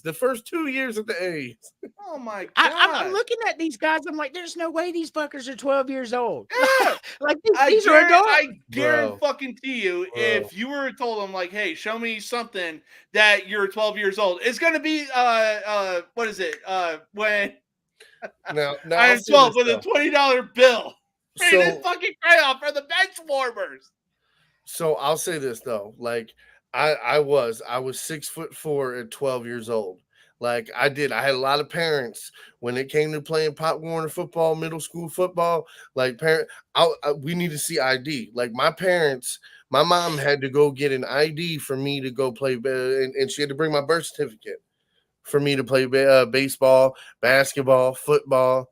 Because they would always be like, oh, it's not fair. It's not fair. And even though you were the same age, it was not fair. I mean, it really wasn't. And the whole thing is like 3 years of me playing. I played in an older league in basketball. I played with my older brother, right, on a team.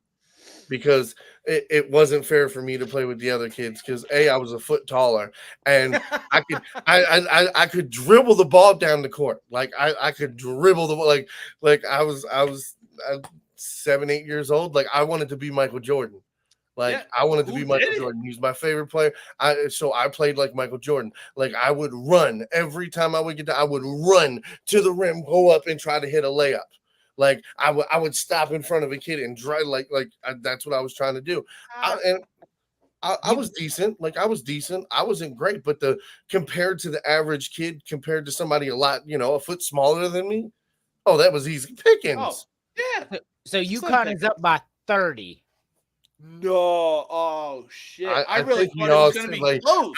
I bet on UConn. UConn. Okay, there was no doubt in my mind. Nobody beat UConn.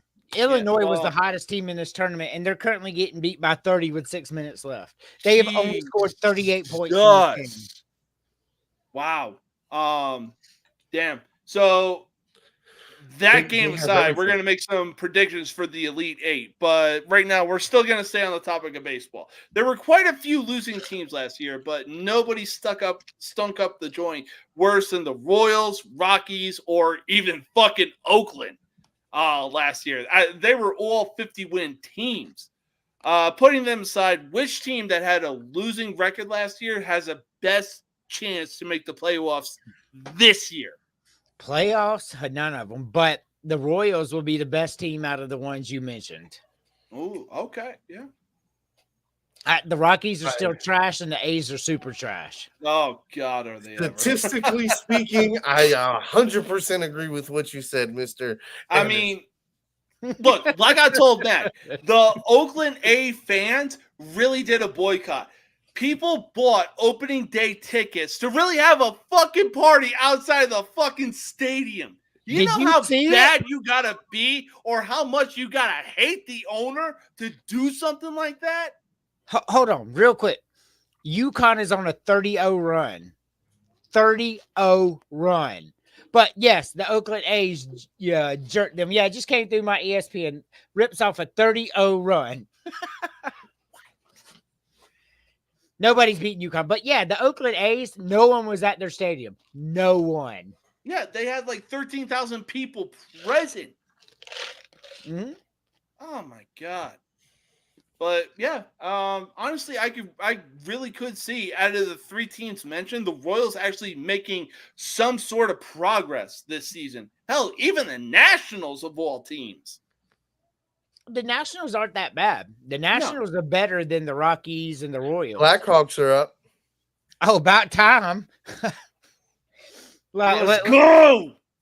I mean, we Cue beat the San Chelsea Jose. dagger. I mean, they're not going to win, but at least they're up for the time being. Hey, Look, they're going to man. have a top 5 pick in the draft going into this off season, so there's that. I love them anyway. So I'm a low-key Flyers fan. Okay. And see, hockey, I don't actually have a real team. Like, I like the Capitals because I like Ovechkin. Okay. Yeah. The Capitals are technically my local team, but I know no fan base loyalty when it comes to the NHL. I like, listen, and I know this sounds crazy. I like hockey in general. Okay. I like hockey logos, to be specific. Okay. So the Flyers, I love that fucking orange jersey. And it's probably because I've grew up my entire life as an Orioles fan. So when I see that orange jersey, I love it. I love it. I mean, Okay. look, I wanted to get into hockey for so fucking long. And being from New Jersey, like, the New Jersey Devils logo is arguably one of the best logos in hockey. But as soon as I saw that Chicago Blackhawks logo in 2010, I was like, hold up. Y'all look kind of sexy. So I'm the same way as Mac. So, like, there was no Atlanta team in hockey when I was little, right? The Flames had just left or whatever. And, my Falcons are red and black and my Gamecocks are garnet and black. So, like, I saw the Blackhawks out there playing and I was like, man, I love red and black, right? That's my shit. I was like, that's my team right there. Red and black. Let's go. I have no loyalty to Chicago at all. Like, I have no Chicago teams. But the Blackhawks, man, I watched them. I'm like, that is a sexy jersey. Yes, sir. I am down with this. Oh, God. I mean, so I'm going to ask you, did you love Michael Jordan? Did you love the fact that you watched Michael Jordan? I loved Michael Jordan. I love the fact that I got to see him play and all that. I did not like Michael Jordan putting Dominique Wilkins and my Hawks out of the playoffs every motherfucking year. I did not like that, sir. But yes, I love Michael Jordan. He's my favorite. He's my second favorite player behind Dominique Wilkins of all time. Fair enough. No, I mean, so the reason why I asked that is because it's just like certain players, it just doesn't matter. It just doesn't matter. Like, you love those players. Right. Like, and I'll give that. Like, LeBron James has that effect for this generation. And that's awesome. I was lucky. Like, I mean, we've all been lucky enough, but for me, it was Michael Jordan, and then I had Kobe and Shaq take that over. Yes. Right. And then LeBron came in shortly after, and it was just like I've got to watch, and the Tim Duncans, and like there's other people to honorable mention, but it's just like the top tier guys. Hey, look, Larry Bird was still playing when I was a kid, and Magic Johnson. So I got to see that era transition into the Jordan era, transition into the LeBron era. So, like, I'm with you. I've been very lucky. And and Zion was supposed to be the next one, and he kind of fizzled out. But he's doing work right now, man. Yeah. He's doing work right now. I mean, you could even make an argument for Victor Wembanyama. Okay, well, I'm Luka over him. Okay, fair enough. I'm just saying, like, give me 5 years. Give me 5 years. I want to see 5 years first before we talk about anything crazy with that man or with anybody. I agree. Everybody needs at least 5 years. It's like John. John was the next big deal.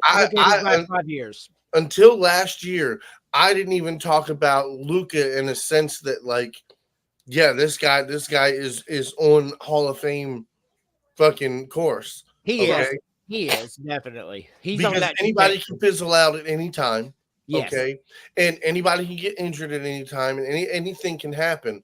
So I've learned to keep my mouth shut as far as terms in when we're talking 15, 20 years down the line.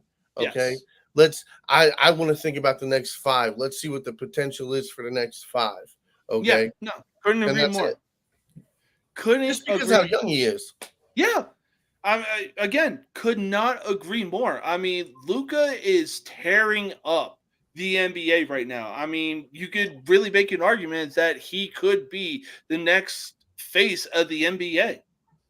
I think he will be. And I will tell you that if he leaves Dallas, since his owner went away and joins Denver, we're going to see a new dynasty. Fair enough. That's going to be. I know. I mean, look, in my opinion, the NBA really better do something to make it worth watching again, because after this All-Star game, just it's gotten so hard to watch. I mean, we're watching games where nearly 300 points are being scored each game because all the teams lack one thing that is basically a participation trophy at this point: defense. I think you nailed it when you said we should do a mixed match. Like, you should do like Caitlin Clark and Luka versus, like, Kevin Durant and Aaliyah Boston. Like, I think that would be fun to watch. Yeah. And people would watch it. It'd be more fun than what the All-Star game is right now. And women's basketball is fire right now, and it'd be a good way to get that out, put it in the NBA All-Star game. I would watch. I did not watch the NBA All-Star game this year because it's stupid.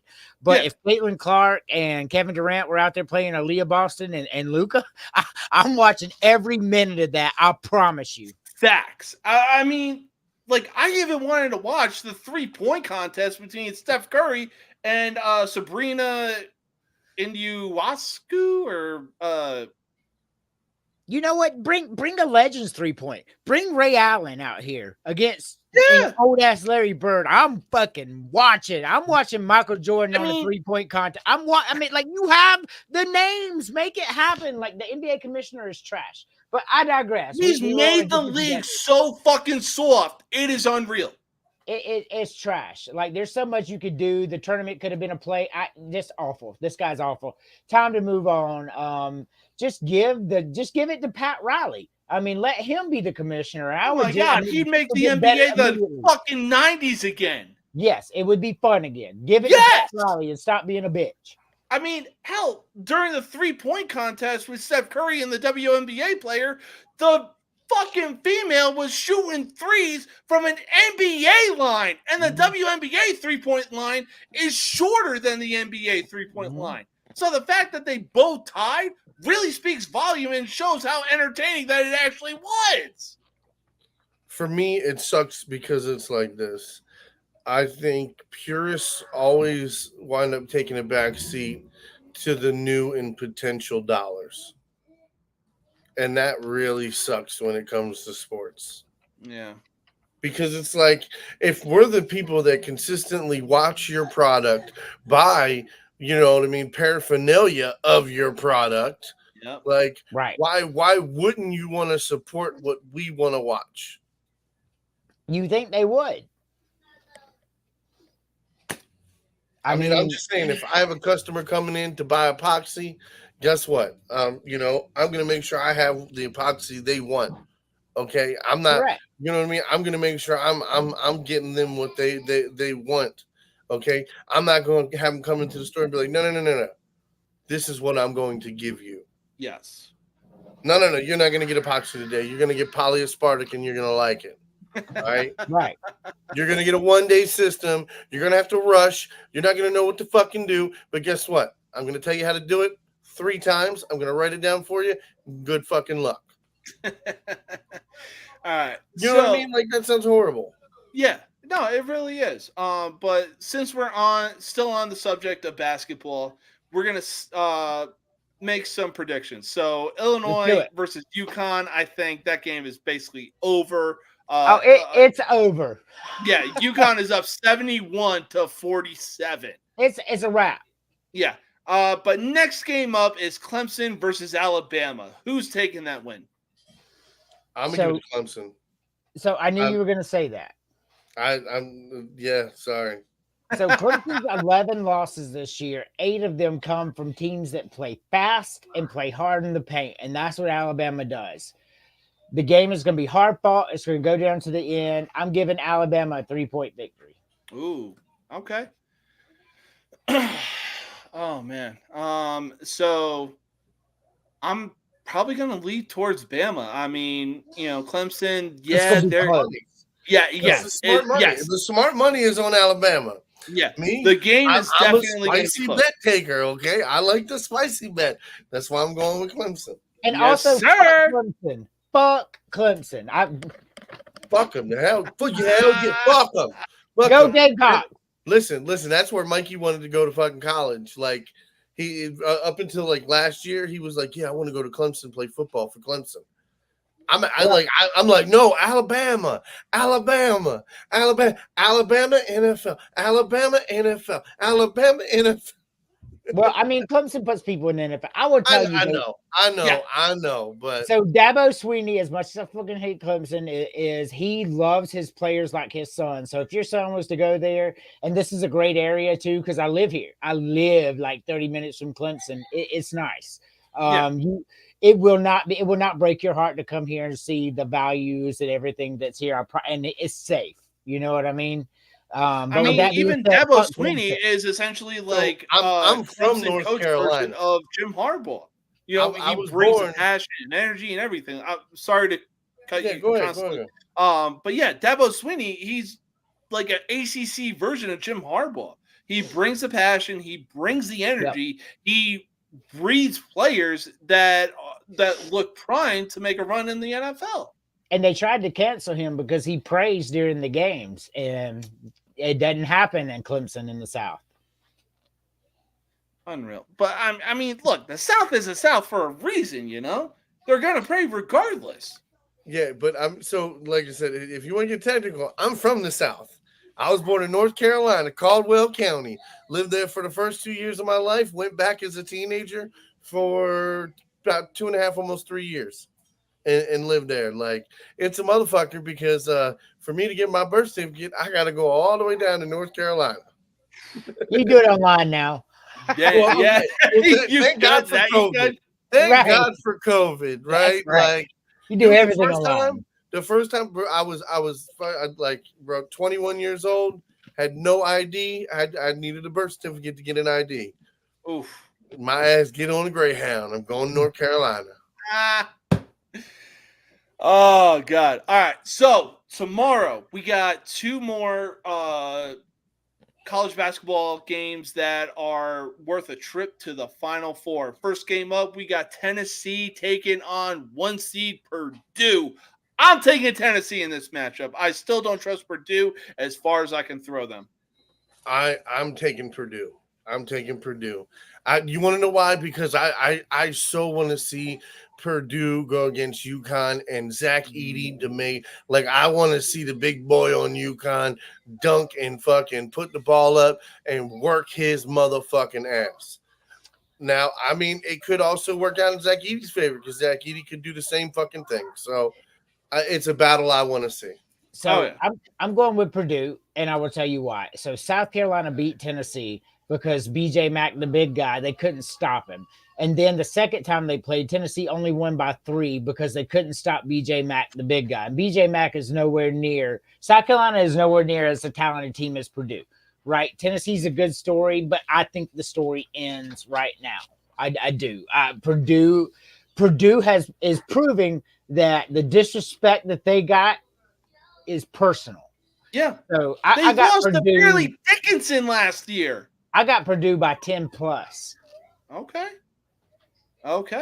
Fair enough. And next game up, we got a battle of North Carolina. Revenge game. NC State taking on Duke, baby.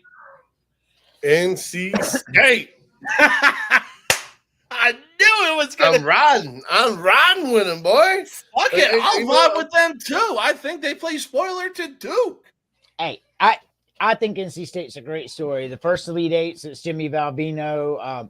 They beat Duke in the ACC championship. It's wonderful. First person on Duke is stopping that big kid. Right. I mean, that's conventional wisdom, right? However, Duke is playing better basketball than they have in years. They are a 7-point favorite for a reason, because it is a nightmare matchup for them on the perimeter. I think Duke just wears them out at the end, and I think Duke wins a 5-point game. I'm picking NC State to cover, but I'm picking Duke to win. Okay. See, fair enough. I understand and completely agree with what you're saying as far as if that happens. But here's the other kick of it. If they don't hit most of their shots and you're giving that ball, you're essentially almost giving that ball to DJ 80% of the time. Because that's what's going to happen when he's down there on the offensive boards. On defensive boards, he gets the board. Like he does at a good clip. Then you're going to turn like bro, he's been averaging 20 rebounds a game. So, I mean, and if they go and they put up high percentage shots, again, like I said, having that big guy that Duke just doesn't have, I don't know. We'll see. Yeah, we will see. But I'm pulling for NC State. That's what I want to see. Oh my god. Yeah. I'm not saying I'm not pulling for NC State, because I like the story. First time since Jimmy Valvino and all that. So I'm pulling for, because I told y'all on the show that NC State's my favorite ACC team. And I stick with that. So I'm pulling for them. But conventional wisdom says they cannot outscore Duke. Yeah. I mean, I think Duke is going to know that the ball is going to go to the big man with the left hand, because who was it? I think Oakland? Like, NC State did everything in their power to make sure that Jack Golke couldn't get a 3 shot off. Now, he got a few. And how close was that game? Yeah. Fucking NC State obviously won because Oakland couldn't have an answer for the big guy. Right, but Duke is not Oakland. Yeah, no, absolutely. Duke has way more talent. Duke is going to do their homework. They're going to make sure that they watch every tape available and have a reason to shut down the big guy. I think it's all irrelevant. Nobody's beating UConn. I mean, today, Illinois was the hottest team in the tournament, and UConn beat them down today. Yeah. Beat them down. Yes. Oh, my God. I think they still are. I wore this shirt for a reason today. I've been waiting. Oh, God. Yeah. Yeah. They beat them down like a redheaded stepchild. 77-52. UConn beat Illinois like Illinois owed them money. Yes, it was a beatdown. I'm just saying, like, I have been praising Illinois. Y'all know I have since the tournament started, but I had a feeling today that UConn was going to do something. I was right. I wore the shirt before I even knew it happened. UConn is unstoppable. Oh yeah, no, they're looking unstoppable going into the Final Four. But that is all the topics that we have for today. Gentlemen, thank you so much for coming on to the show. It was a blast talking WWE, talking the golden age, talking basketball, talking baseball, everything that is going on right now. And I mean, it couldn't have been any better. Look, I I'm with you. I'm going to cook Easter dinner right now because I work all day tomorrow and I won't be able to do it then. And we're going to dye some Easter eggs. So I'm about to have a blast after this. And I just appreciate you having me on. I had fun. Yeah, no, absolutely. it Again, was a thank you pleasure, for coming man. on. And just, yeah, have a safe Easter. God bless. Welcome to the network, boys. Yes, sir. Thank you, Happy thank you. to be on. Peace. Oh, man. God, I love having those two guys on. I mean, look, we are almost at the end of, or I should say, we are at the end of March right now. This coming weekend is WrestleMania, night 1 and night 2. Night 1, we got The Rock and Roman Reigns taking on Cody Rhodes and Seth Rollins. Oh my God, I cannot wait. So much is going to be happening. I can't wait for the Final Four to happen. I just,